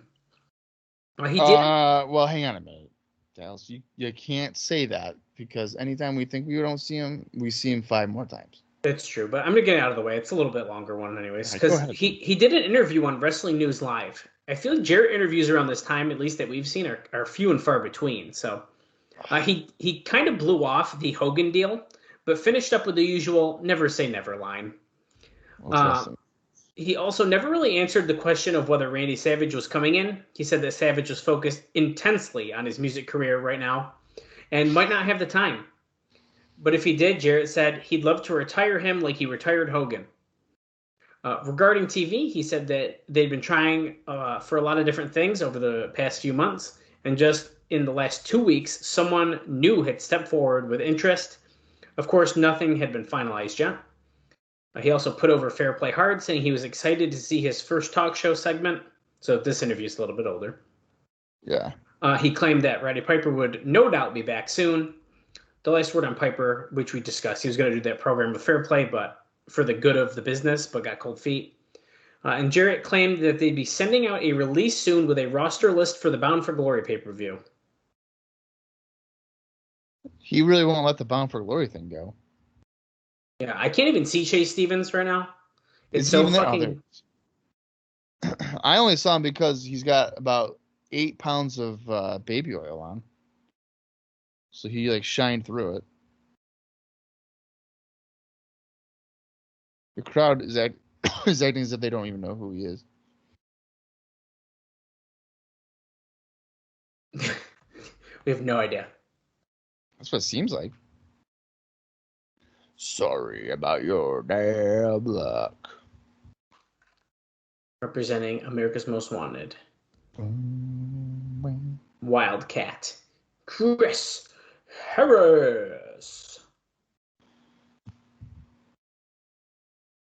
That's right. Wildcat one-on-one competition. How are we feeling about the fact that he wrestled Jeff Jarrett and now he's wrestling Chase Stevens?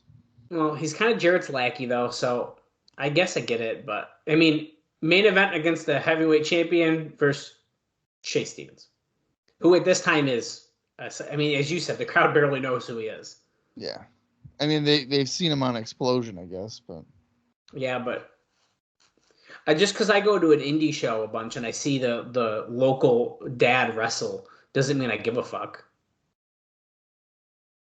That's a very good point.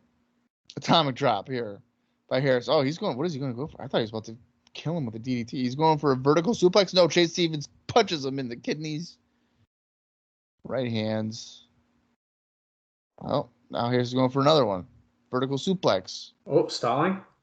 I love this, Tanae says. He just holds him up there for an eternity. Drops him down. Bam, down to the mat. 1, 2. No. 2 count.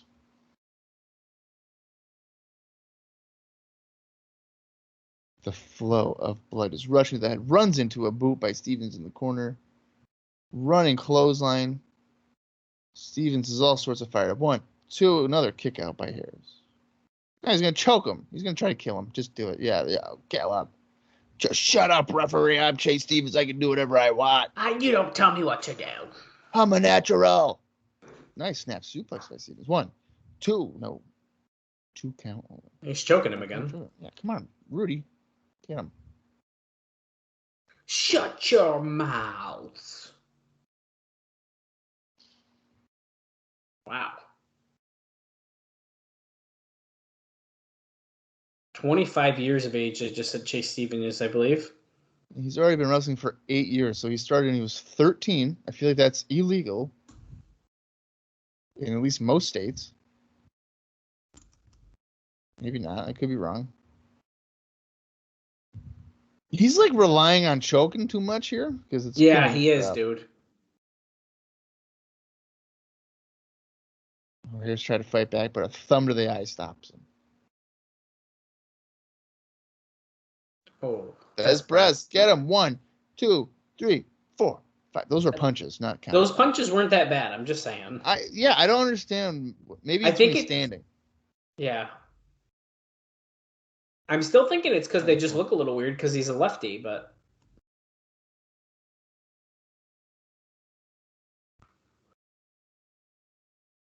Yeah, he can't control, though, that he's a lefty. Full Nelson slam. That's good for a 2 count. Don West reminding us that Harris had Jeff Jarrett pinned twice last week, but by God, he didn't win, and now he's fighting Chase Stevens. Leaping sidekick by Stevens. I don't know if that's a leg lariat. Leg lariat's like the Rough Rider. Right.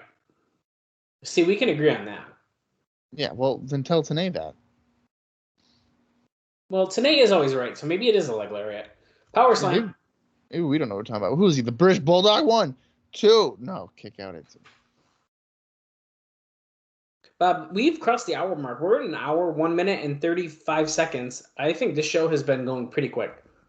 Yeah, on my end, it's 49 minutes and 36 seconds left in the show. Stevens countered the catatonic there. Picked him up in a fireman's carry. I'm going to agree with you. Death Valley Driver. Does Chase Stevens have any indie notes, Bob? What'd you say? Does Chase Stevens have any indie notes? No, neither one of these guys do. Wow. Well, I figured Harris. We've kind of figured that out. I think it would have been wicked cool to see America's Most Wanted in an indie show. Moonsault. Nope. Here's moving out of the way. Oh, he's going to spear him. Oh, that was nice. It was kind of weird to see him hunched over and like stutter step on the spear, but whatever. That's cool. Well, I guess I was looking at the impact. I thought the impact looked good. I was watching the whole thing. Well, I was too, but I really like the impact, so whatever. It was weird. That punch wasn't that bad that he just threw. I feel like when you're Chris Harris doing a spear to a guy significantly shorter than you is a little weird. Yeah, I guess I see what you mean. Catatonic. That's a 3, baby. You won. Congratulations to Chris Harris. That's the biggest singles win of his career. Wait a second. Russo just sent down another ref. What is happening? He didn't look happy to be doing it, but he did it. Yeah, why is he mad? So, another match.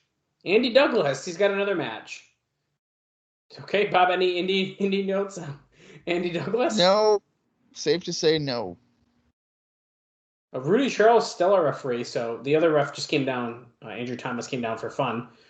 Russo was just at the ramp looking down, like almost like he made the decision to do this, but see, today's saying,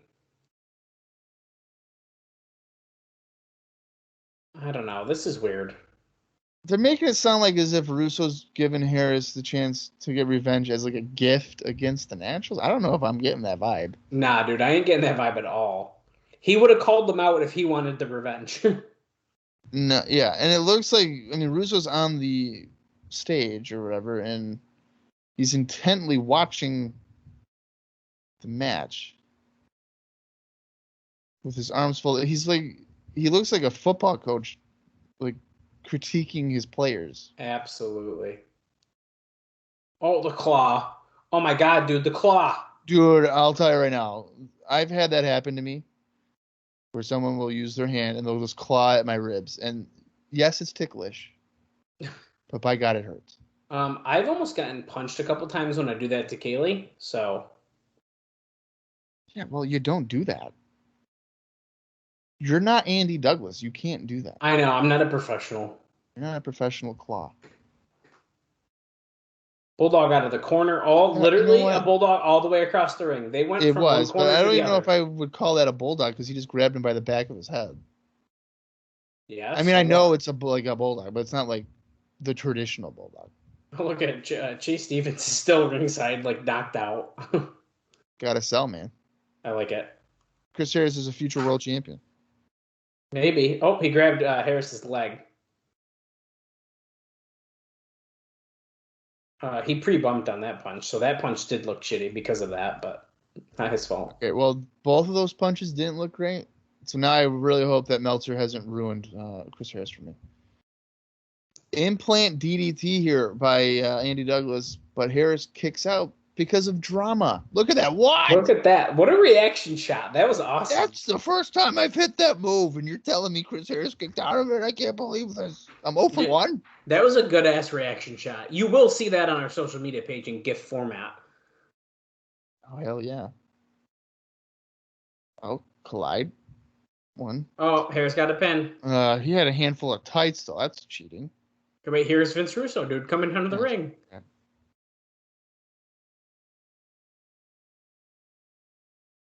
We find the defendants guilty. Vince Russo's talking in JB's ear. JB's got the new Nyman in his earring, and he's got bleach tips, baby. Wait, another match. He has ordered another match.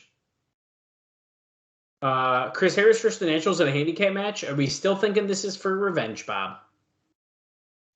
Because this sounds like he's trying to screw Chris Harris to me. He sure does. I thought he was a babyface. Wait, James Storm just tried to come ringside and he's being stopped. And the Russo left, which now cannot stop Harris from coming down. He just came down to ringside to yell to Chris Harris to get up. Get up, dude. Well, how about you go in there and help him, James? We all know you're faking your injury. And he's just happy that he can't get pinned. Although it would be fabulous if Russo sent him in there to get pinned in a match that he's not even involved in. Double clothesline here by the Wildcat. Today goes, we do know what Vince Russo's always handled things in an unorthodox manner. So we're still taking this, at least today's trying to pitch it as Russo's allowing Harris to get revenge on these guys. Come on. Who are you trying to fucking fool with that? Yeah, I don't know. You got to be kidding me. Remember, Bob, we still got Sabu tonight.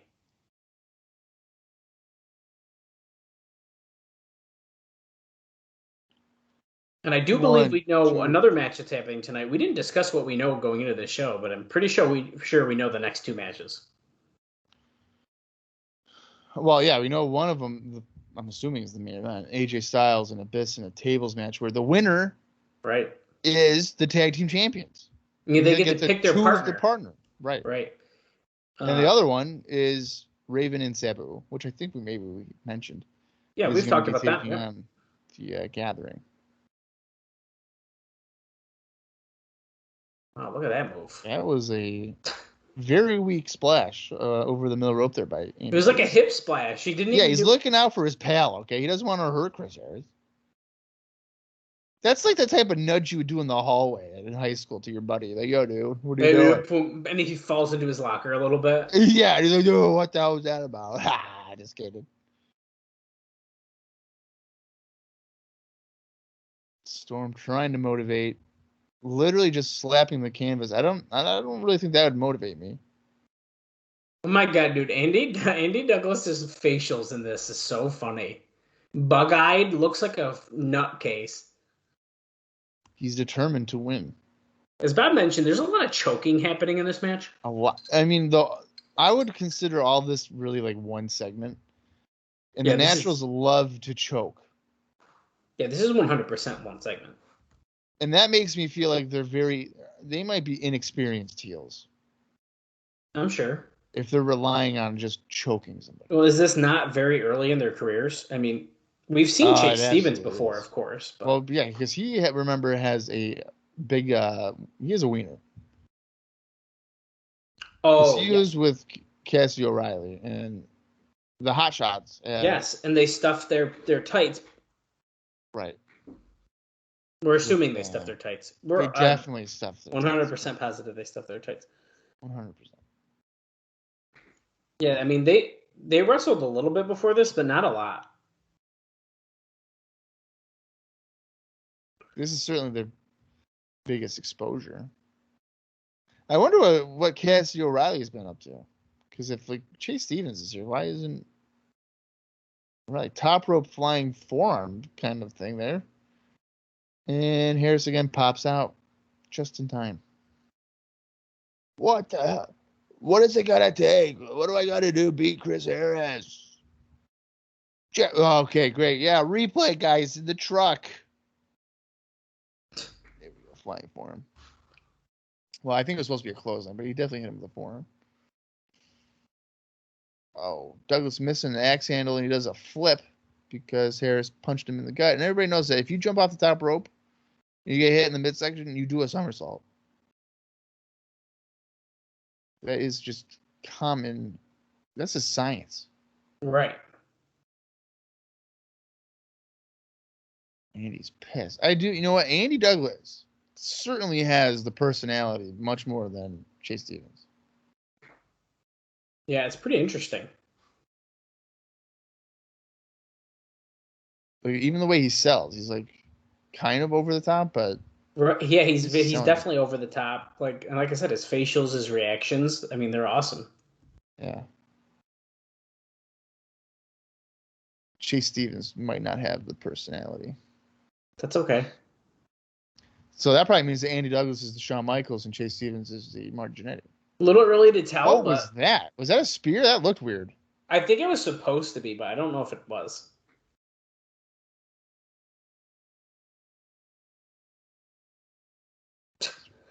What a kick. He barely touched him with the tip of his toes.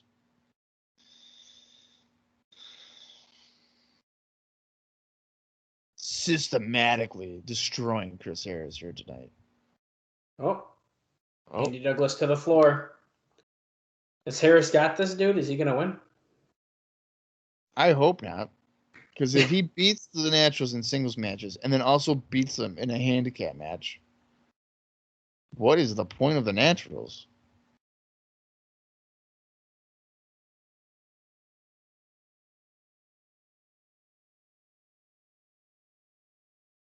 Andy Douglas is a steel chair.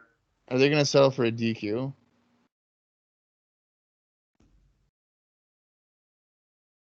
You know, James Storm. Oh. Okay. Oh, that was like a jumping super kick.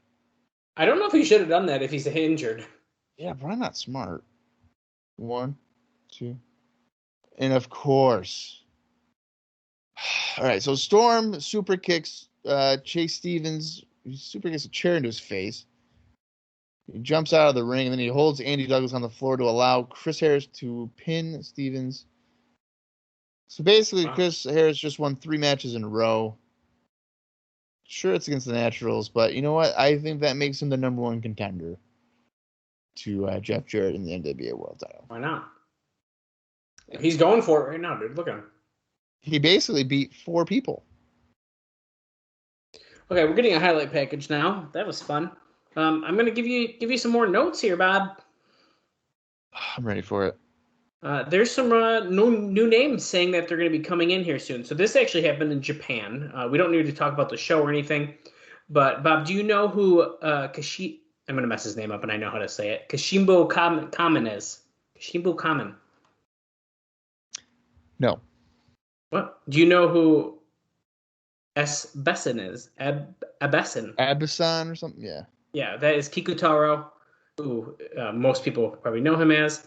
And Kashimbo Kamen is like the guy that he feuds with. They're clowns and they fight each other. Well, they keep They're saying clowns. Yeah, they do a feuding clown gimmick, and they've announced that they're going to NWA-TNA on March 3rd. Great. I apologize for all Japanese wrestling fans whose names that I just messed their names up. I'm usually pretty good about it. Are they coming in to feud with the Insane Clown Posse or no?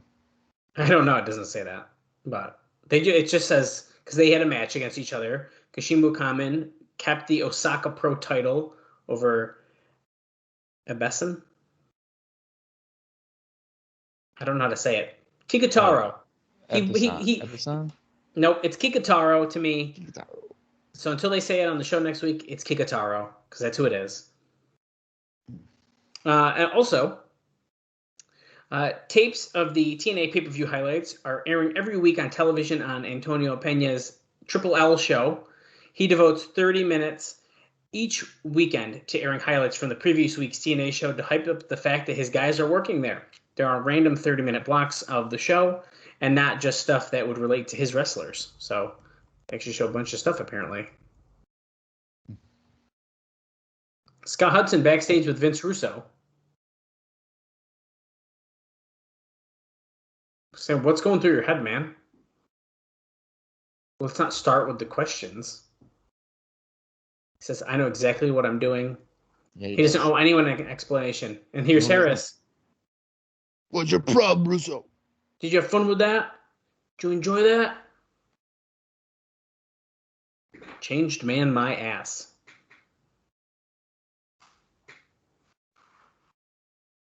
He's been watching Harris for the last 4 months, and he knows what he wants. See it in your eye. See it right now. And I know the taste is on the tip. And it's not lollipop. Well, he says he's not ready.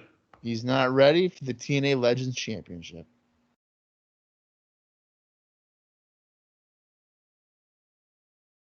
He's been ready for almost 2 years. I don't think he's been ready for 2 years at all. No. I know Jeff inside out better than anybody. And my job is to get you ready. March 17th, you have your title shot against Jeff Jarrett. James Storm comes in. He's super happy. In the next 21 days, you will hate me. Oh, so he's testing him.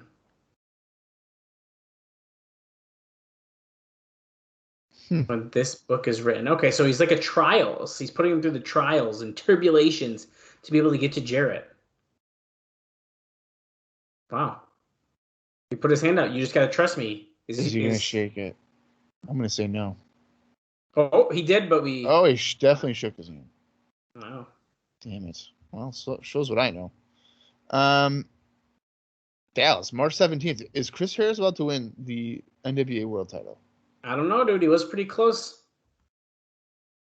Here's Punk and Julio Dinero with Father James Mitchell. Why is it Punk and Julio and not Punk and Dinero? Wouldn't you do last name and last name, not last name and first name? Yeah, probably. Why wouldn't it also just say The Gathering? There's also that. I have so many questions that need to be answered. I like this group. I do think that Father James Mitchell has other stuff he should be doing, which I think we all know, which, we'll see when that happens. It's absolutely accurate, yeah. But it's not bad. Oh, here we go. What is this? Oh. Oh, he's going like... Dude. Wait, but he's wearing the skirt again. Yeah, why isn't he wearing the jeans? Jean shorts. If he's going to use his like ECW knockoff theme, Offspring stuff. That's pretty cool. Yeah, it is. I mean, I guess, but like, I don't know. I'm kind of annoyed by that. Oh, here's Sabu. And there's his partner. Oh, great. Sabu. I like the sparkly turban that he's got on. No, you don't. Yes, I do. No, you don't. I think it's awesome. It actually looks pretty good. Yeah. I've never seen him wear one like that before.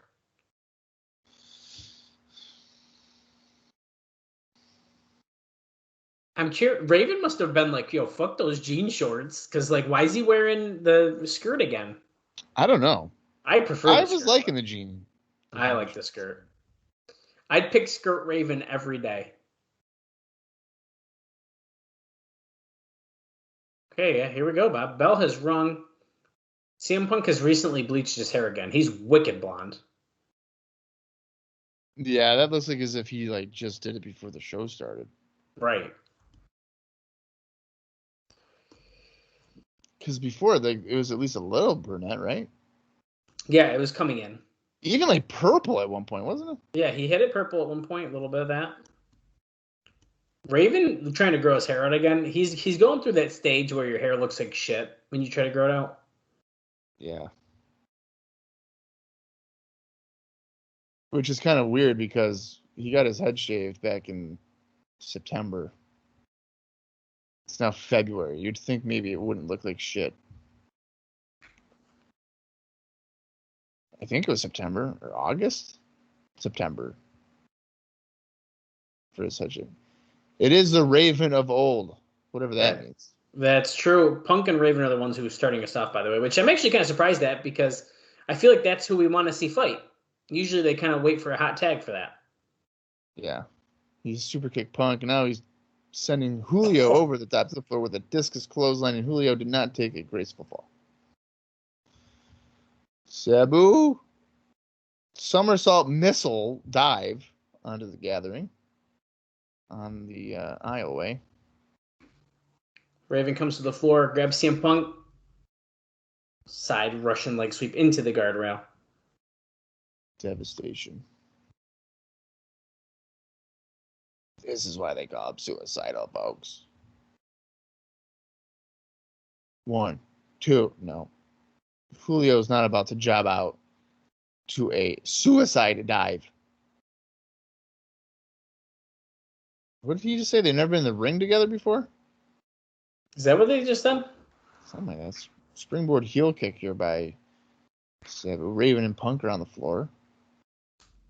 Just hanging out. Well, now I guess they're hitting each other. Somersault leg drop by Sabu. Now he's covering him with just a leg over his chest. That's unique. Got a 2 count. Well, I'm going to say it. Sabu's already got more action in than when Sandman brought everyone in combined. That is true. Mikey Whipwreck, Balls Mahoney, Terry Funk. Oh, he misses the Arabian face buster. From the top. Yeah. He landed right on his tailbone. Dallas, I just realized you were wearing a CM Punk shirt. Is that because on tonight's AEW he's in action or what? Actually, I did not do that on purpose, but that is pretty funny. Oh, okay. Bulldog clothesline combo here by Raven. Laying in those left hands, turns around, Julio kicks him. Pump kick. 1, 2. Come on, Raven. He kicks him. You can't keep Raven down for long, man. This guy... No, you can't. He feels no pain. He's a lunatic. Exactly.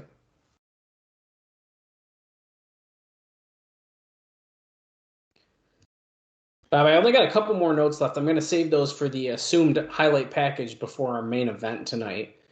I don't think they're as exciting as Kikutaro and Kashimo Kamen coming, but... And Bob has probably already seen this, but if Bob has not seen them wrestle, he will fucking hate them. That's not good. I love them. I think they're hilarious, but they're comedy wrestlers. Oh. As far as I've seen, I might be wrong. Austin loves Comedy them. wrestler? Our buddy Austin Skinner from IcoPod loves them. Really? Punk. Oh yeah, dude. He's got like little figures of them and everything that are awesome. What? Yeah. I didn't know that. Punk just gave Raven a face wash, then went for something, but Raven moved and Punk essentially ripped his butthole on the middle turnbuckle. Here comes Sabu. Oh, fuck. He hit him with a chair and it stuck on CM Punk's head, so he had to take it off so he could do it to Julio Dinero. Does it again, even harder. One after the other. One to Punk, one to Dinero. Oh, okay. Jumped off the chair with a clothesline. About to I hit don't think Punk he in had the the corner. proper momentum for Dinero to actually fall to the floor. Oh, he almost didn't make it all the way to Punk with that jumping sidekick. Arabian facebuster. James Mitchell has a right chair. to the face. If you saw that, that chair hit Punk right on the side of the face. Sure did. He's checking his nose to make sure it's not broken. Yeah, he is.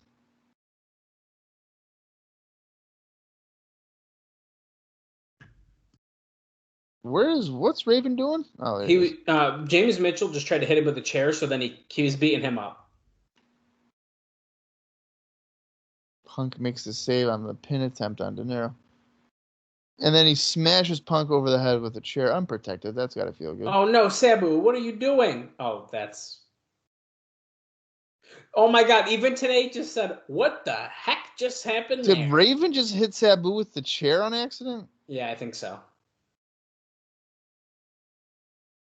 Today's reaction is exactly what I was thinking, though. Raven effect.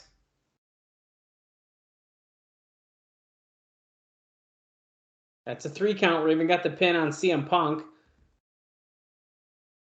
Yeah. Well, that match fell apart at the end. Yeah, dude. Do you think so? It's fucking weird. I mean this in the best way possible. Because, Bob, I love Raven. That was one of the worst matches Raven has had in TNA so far. Oh, I agree with you on that. Jeff. I cannot be stopped. Jarrett, I will not be stopped. You just saw what an unstoppable juggernaut Raven Sabu was. You think I forgot about my destiny? Raven, I'm sorry, man, but the time has passed.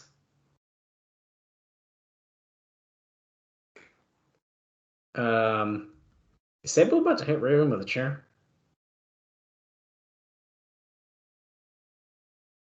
I don't know. You're talking about Chris Harris getting a title shot. What about me? What about Raven? Then these music hits. I thought when Russo was saying Destiny, he was talking about Raven. I've never once heard Chris Harris having a Destiny. It's a swerve, bro. Oh. Speaking of Jeff Jarrett, man, I just want to give him a shout out. He's a supporter of the pod, retweeting us, follows us, sends us DMs even. That's never happened. Okay, that part's not true, but the rest was. If Jeff Jarrett were to send us a DM, I'd shit my pants. I would too. Because I love Jeff Jarrett. I like Jeff Jarrett, but not Jeff Jarrett the wrestler. I like him as the wrestler too, but sometimes he just drives me nuts. Yeah, I was lying. I mean, I like slap nuts. Jeff Jarrett. Okay, so Styles being interviewed, and this is not about tables. It's about the straps. This is the first time I've laid my eyes on the NWA Tag Team titles in like 3 weeks because Abyss and Styles have had them together, and I don't like. It's so weird to see it. That is how the game is played. I don't know what the hell he was even talking about. Oh, this is Conan talking about Team AAA. America's X Cup, Canada versus Mexico. High flying. This is like a promo. Yeah, but like, why is he saying action that we've never seen before? We see the X Division every fucking week doing the same moves. That's right. Wednesday, March 10th, 8 p.m. only on pay-per-view. Now, notice how it says live. It's not going to be live. What a month of March TNA has in store for you. Would you say the month of March could be some March Madness? Okay. Look at me go. My creativity with my jokes. So funny. Just think about how crazy the first America's X Cup was. Go to NWA-TNA.com. You can find the greatest merchandise. Assuming they're going to tell us about a little bit about next week's show, so I don't want to start saying anything else too much right now. That's right. You can rent the shows you want to rewatch. Yeah, or if your feed cuts out, you can just get a free VHS tape. Right. That I'm almost certain they never get. Shh. Next week, Team Japan. Did you just shush me? Team Japan has issued a challenge against Team NWA. All right. Kikutaro, Kashimbo Kamen, let's go. I feel like I just got shushed. Russo's challenge with Harris. For a TNA Japan announcement. ICP will be in the Asylum, and they're going to track down Glenn Gilberti and David Young and Kid Cash.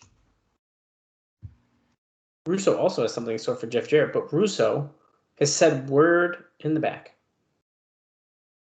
Something else in store for Harris. Okay, I thought they already said that, but there we go again. That tough love that he gave him today. Tables match we got coming up later.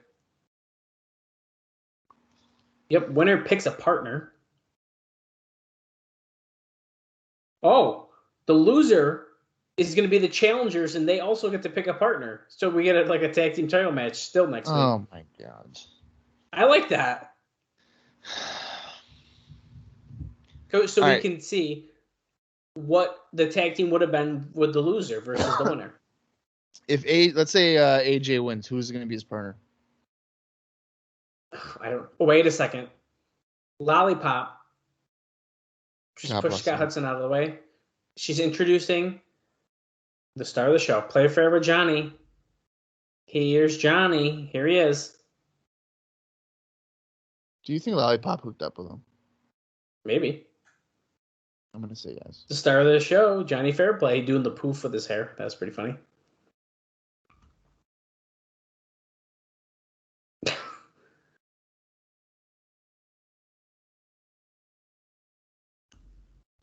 Oh, yes. He was interrupted by the redneck commercial, AJ Styles.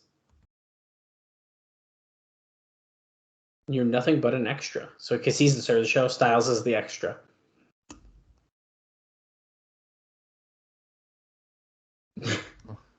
He's here to pop the ratings. That's why he's here.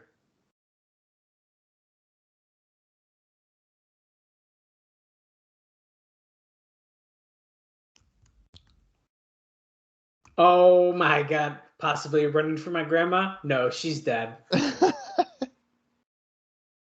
Dude. That was funny. All right. If AJ were to win, who is going to be his tag team partner?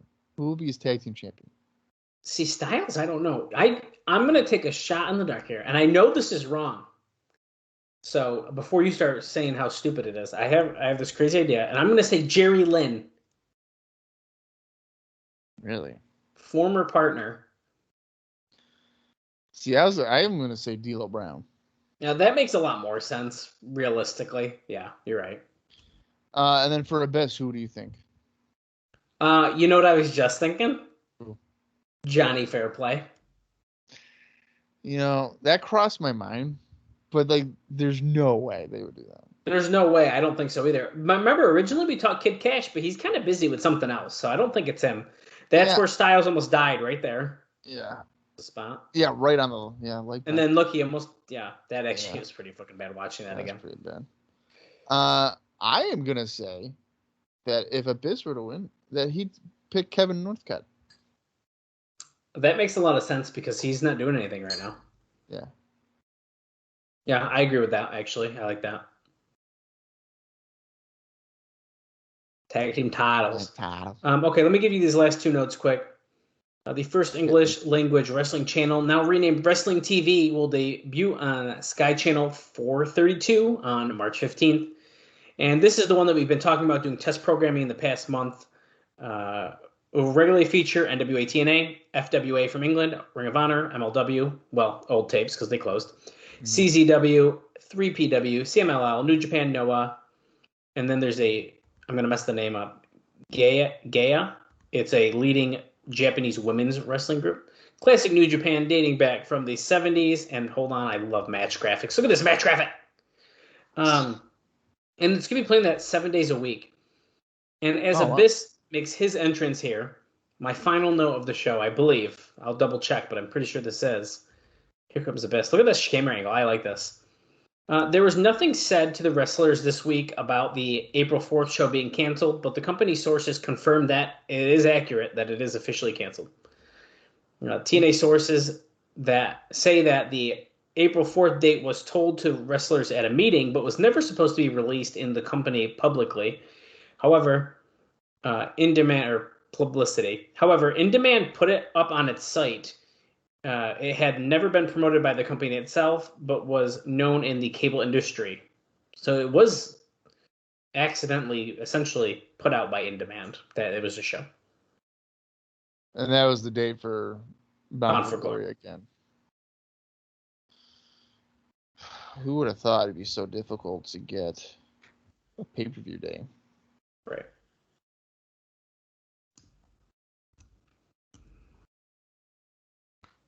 Here comes AJ Styles and his extended entrance. I get ready to fly. That's right. There's only one.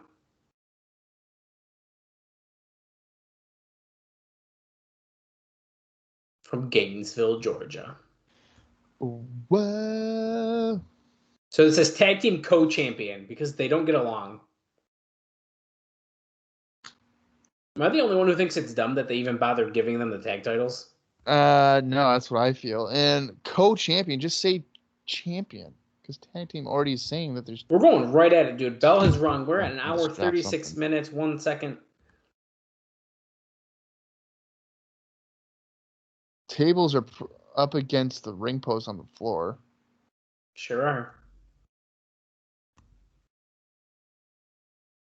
Abyss missed a splash and he hit his groin on the middle turnbuckle and dropped throat first with the top rope springboard.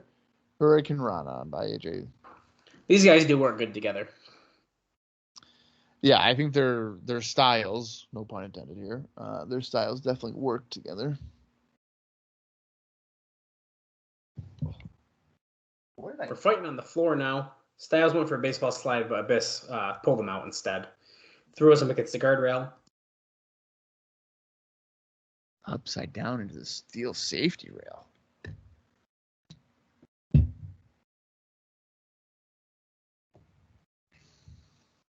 He can't let Abyss get a hold of him. Dart in, dart out. That's right.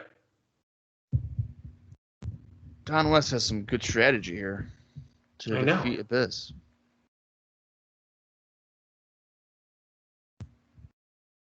Tables now. TNA explaining to us exactly what a tables match is.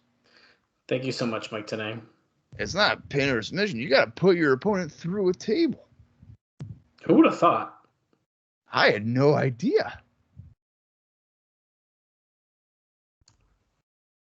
And whoever wins faces the other one again next week, but they're going to be picking a partner. They're thinking that this puts AJ at a disadvantage. Styles with a baseball slide to the table into Abyss. Now he's going for a running somersault dive over the top through the floor. Spectacular and phenomenal. I feel like we just saw Sabu do that. I don't know, dude. I could see a dive every match, and I think it'd still be cool. A Styles Sabu match? No, just a dive. Oh. But we could do Styles Sabu. They did wrestle each other. There we go. Is there any indie news about this match here, Bob? Son of a bitch. Did you do the last match? No, I did not with Raven. I fucked up again. I got distracted as I was enjoying the match. Raven back on the 21st. He defeated Gary Wolf to retain the 3PW heavyweight title in a dog collar match. Oh, wow. So there's that. And then Sabu. I'm just gonna say the last match that he did before. Well, Sabu we haven't seen in so long. I mean, unless Right. there's a company I'd say he was working for a lot. Well, you don't really got to mention too much about that. Well, I already mentioned the 3PW match that he had with Lynn and Matthews. But on Valentine's Day, he teamed up with Jimmy Snuka for USA Pro to defeat Mexico's Most Wanted, which would be Damien 666 in Holloway. What in the world? Yeah. Styles is slamming that table against Abyss. Abyss has grabbed the table from under the ring. That one is officially broken now. The legs are broke. Look at this. Styles going to the ring. Is he about to put Abyss to his table already? About to probably win it. AJ Styles had one match. Oh, Abyss is already up. He lost a triple threat match where Eddie Atlas was victorious in a match involving AJ and Jared Steele for PCW. Abyss going for a press slam. Oh, but AJ broke free. Press slam off the apron was what he's going for. Well, is he going to fall? Did you say Punk and Dinero, or did I miss that? What? You did say CM Punk. Never mind. CM Punk for what? The indie news. Did I? I don't know. I thought you did. Maybe you didn't. But I'm just trying to cover our bases here, man. Our fans like to hear the indie news. I feel like they don't because I'm starting not to. It's I've gotten DMs, man, that some people think it's the favorite part of the show. Abyss got a chair now. That's how I know you're lying to me. No, it's not. Did I? I don't even know if I said CM Punk. I might have imagined that. Yeah, he didn't even have anything. See, so yeah, you didn't say him. I thought so. So there you go. Yeah, I knew that. Why you gotta make me question myself? I knew what I was. I knew what I was doing the whole time. I knew it. The disrespect. Oh, Abyss sits down. He broke the chair on Styles' chest when he sat down. The part where you put your back is broken. Yeah, the earthquake splash there. Was he gonna get hit with the signature? Is he doing it again? Oh yeah, dude. Of course. You gotta put it on it sideways and then fucking low blow him with it. Why wouldn't you? TNA goes, that's defense.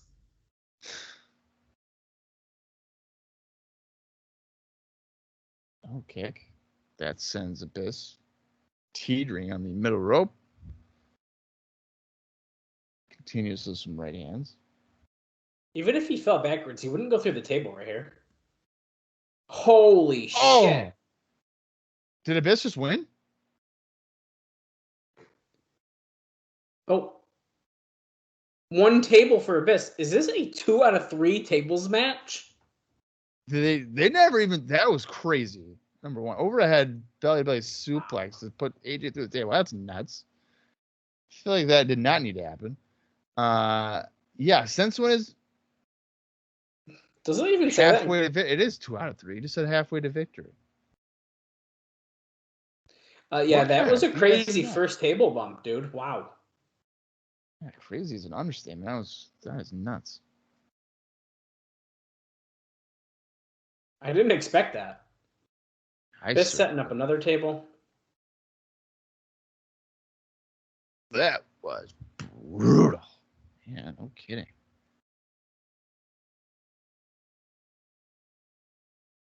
No, just setting up another one. I wish they would have, told us that this was 2 out of 3. I really don't think they did either. I don't remember them saying it. No I just remember wonder them saying table. we have so much time left in the show. Yeah, like what? Just under 10 minutes? 7 minutes and 49 seconds. Okay, yeah. Okay, Biss has the table set up in the ring now as well. He's going to go for a powerbomb. He's got to put the cigar out in the back if he's going to do this. No, instead he did a flex. Now he's going to go for AJ fighting free. He does fight free. Ducks a clothesline. Chop. Another chop. Forearm. Uh-oh. Abyss has got him boozled. But Styles moved the table. And look, Abyss doesn't know, and he went for the chokeslam, and he stopped because the table was gone. Pushes Styles away instead of following through. Surprised Posey didn't do a ref bump on that. Me too. But in a tables match, well, they'd still do it. They wouldn't care. They don't care. They do freaking ref bumps and no disqualification matches. All right, Abyss, come on, don't. Okay, I thought he was going to just horribly place himself on that table. Oh, Styles. Oh, wow. Holy Styles jumped shit. off the table and then essentially hit a springboard Hurricane Rana, knocking Abyss through the table on the floor off the apron. Oh, my Lord. Wow, dude. So now it's 1-1. I think those are two crazy table spots. Like, what are we doing? Very impressive. Wow. Yeah, this is a pretty cool tables match. I like this. I would say it's been good. Absolutely. Thank God Abyss knows what the fuck he's doing because he helped Styles recover from that perfectly. Styles setting up a table. It's right near the announce table. Sorry, Bob. That one ain't breaking. Damn it. I still would like my Chipotle. Oh. You can't have it. It's bullcrap. Back in the ring. And returning to the ring. Next table break means we will have a winner. Can he do it? Can he put a best? Somersault through. Black hole slam. Oh my God. Okay, we're dead. Everyone's dead now. They're all deceased. Damn.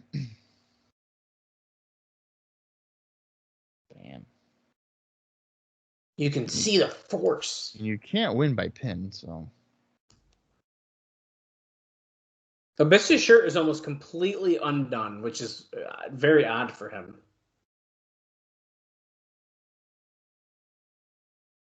Put Styles on top turn, but what is he going to do? A superplex? Abyss is trying to fix the leg on this table. I don't know if it's going to work or not. Yeah, it looks pretty flat. That's definitely broken. Oh my God, he got it to stay. No one's going through that shit. I mean, that's too far away, isn't it? If he Maybe did AJ's legs will go through it. Right. Abyss ain't going to even fall through, though. I feel like it's going to tip over. Where's Posey? Posey, just freaking hold it. Uh-oh, no way. Oh, it's fair play. Who's moving the table that's not even close to where...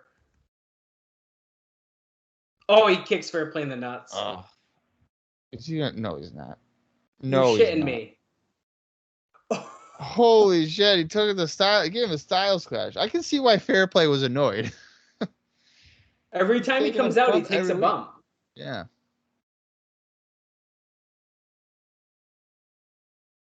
Wow. Oh, yeah. Posey. There's your ref bump. There it is, of course. Flash In a fucking tables match, when you do a ref bump, why not? Styles with a chair to the gut and the back. I mean, I don't know why he has to do this with the referee out because, again, he could have done this legally in this match. Look at Styles being innovative, putting the broken table up on the ring. Yeah, it's completely detached from the table. The legs are. So you had to do that. Chair shot. Another chair shot. AJ, how about one more? Cool. How about another one? No, he just throws it down. Oh, going to the apron. We're going to do a springboard 450. Oh, it didn't break. He's going to go do it again. I think he was trying to do a 450, but he did a senton. Yeah, that does. He's too close. He's got to have it further away. Let's try the other side, AJ. There we go. He goes for a splash and it breaks. Which means Styles should win, but guess what? There's no referee. There's no referee. Of course. Don, we don't have the referee. referee. Oh, God, Don, we don't have the referee. there's no referee, Don, what do we do, Don? Don, someone's coming out. What the fuck? What the hell's Lex Luger doing here? Bob, what the fuck? What? Yeah, what is he doing here? Unadvertised Lex Luger appearance. What the fuck? Is Lex Luger about to be a business tag team partner? You're kidding me. Luger press slamming. Oh, that's kind of dangerous there. He didn't really have him great. He press slammed AJ over the top, threw a table on the floor. Did Luger just wake up out of bed? His hair's all disheveled. Dude, what the fuck? I can't believe Lex Luger just casually just walked out here right now. And press slammed AJ over the top through a table. Now Posey's woken up. He's like, I guess that's right. Okay, yep. What a screw job. So Abyss is our tag team champion. His shirt is completely unbuttoned.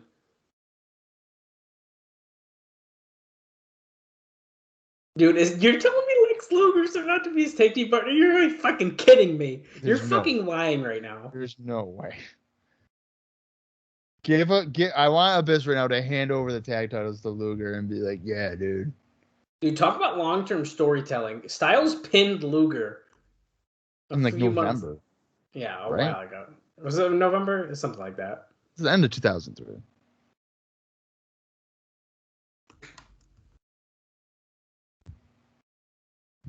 Uh-oh. Luger wants to do the torture rack.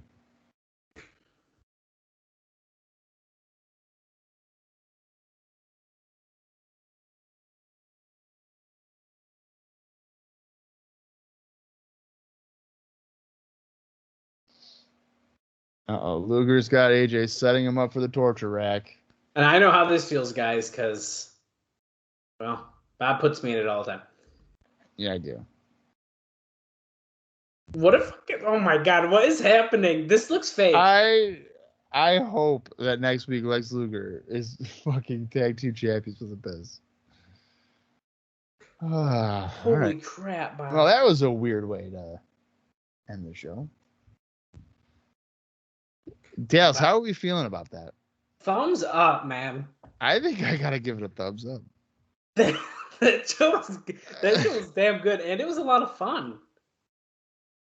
Yeah, I didn't really hate it. So I do think that I gotta warm up a little to the Vince Russo stuff. I'm still open to it because obviously this is our first night. But I think overall, man, I think the only match that felt out of place that probably shouldn't have is the Michael Shane and Shane Douglas vs. 3 Live Crew. There's obviously a reason why it happened, but for me, for some reason, when it was happening, just fell out of place. But honestly, I mean, the three-way dance in the beginning, obviously Petey is still very early in his career, but I still think it was a good showing for him, and in general, the match wasn't bad. It was a good way to open the show, and we got a little tease of all of the teams. I think I'm glad that with these America X Cups that they're doing, I'm glad that we're seeing some kind of build-up for them. Because the first X Cup had nothing. It was just like, here you go. Right. So that I do like. Even if necessarily we don't love the fact that there's these tape shows. Yeah, those are a bummer. I do agree with you, though, about Russo. I think it's going to take a little while to kind of warm up to him as a babyface. But I think that we could potentially get there, depending on how he goes about doing it. But I do wish we were still hating Vince Russo, personally. Well, I agree. And to be fair, I guess the way they portrayed the character today was interesting because it was very much like as Mike Tenay says, can we trust him? We don't know. And the way they did that, the way they're kind of doing the tough love angle, this show right here, it's like, yo, fuck him, man. Like, why is he doing this to Chris Harris? And then you get the little promo in the back after, and it's like, oh.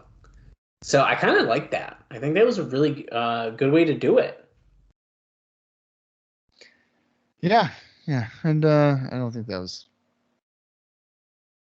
not too bad. I don't know if I can buy into Chris Harris winning the championship necessarily on March 17th, but who knows what kind of tough love Vince Russo will be giving him to get him to that point.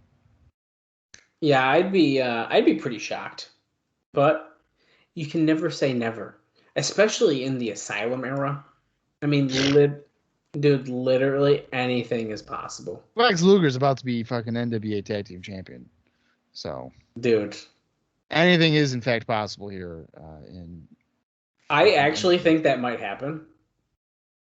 I wouldn't be surprised. I think we're gonna get Abyss and Lex Luger versus Styles, and I think D'Lo is the most logical, so I'm gonna go with that. But I don't really know. I don't know either. It's all craziness to me. Who knows? We'll find out soon enough, I guess. But yeah, so we both give it a thumbs up this week. We're back on track in NWA-TNA. And I guess next week, technically, it will be Abyss and a partner of his choosing against AJ and a partner of his choosing. Right. For the NWA Tag Team Championships. I don't know if there's anything else that's been announced. No, I don't think there was. We just kind of know that something's happening with Harris, and we don't know what. Yeah, the tough love will continue to happen. Dallas, do you have anything else for this week's episode? I think that pretty much covers it, man. A lot went down this week, and especially in the beginning of the show, dude, I did not expect to drop so many bombshell notes on you guys that early in the show this week, but there's so many relatable things happening. But I think that pretty much covers it for this week, Bob. All right. Well, the bombshells shall continue next week as well. Until then, for Dallas Gridley, I am Bob Colling Jr., and this has been the TNA Cross the Line podcast.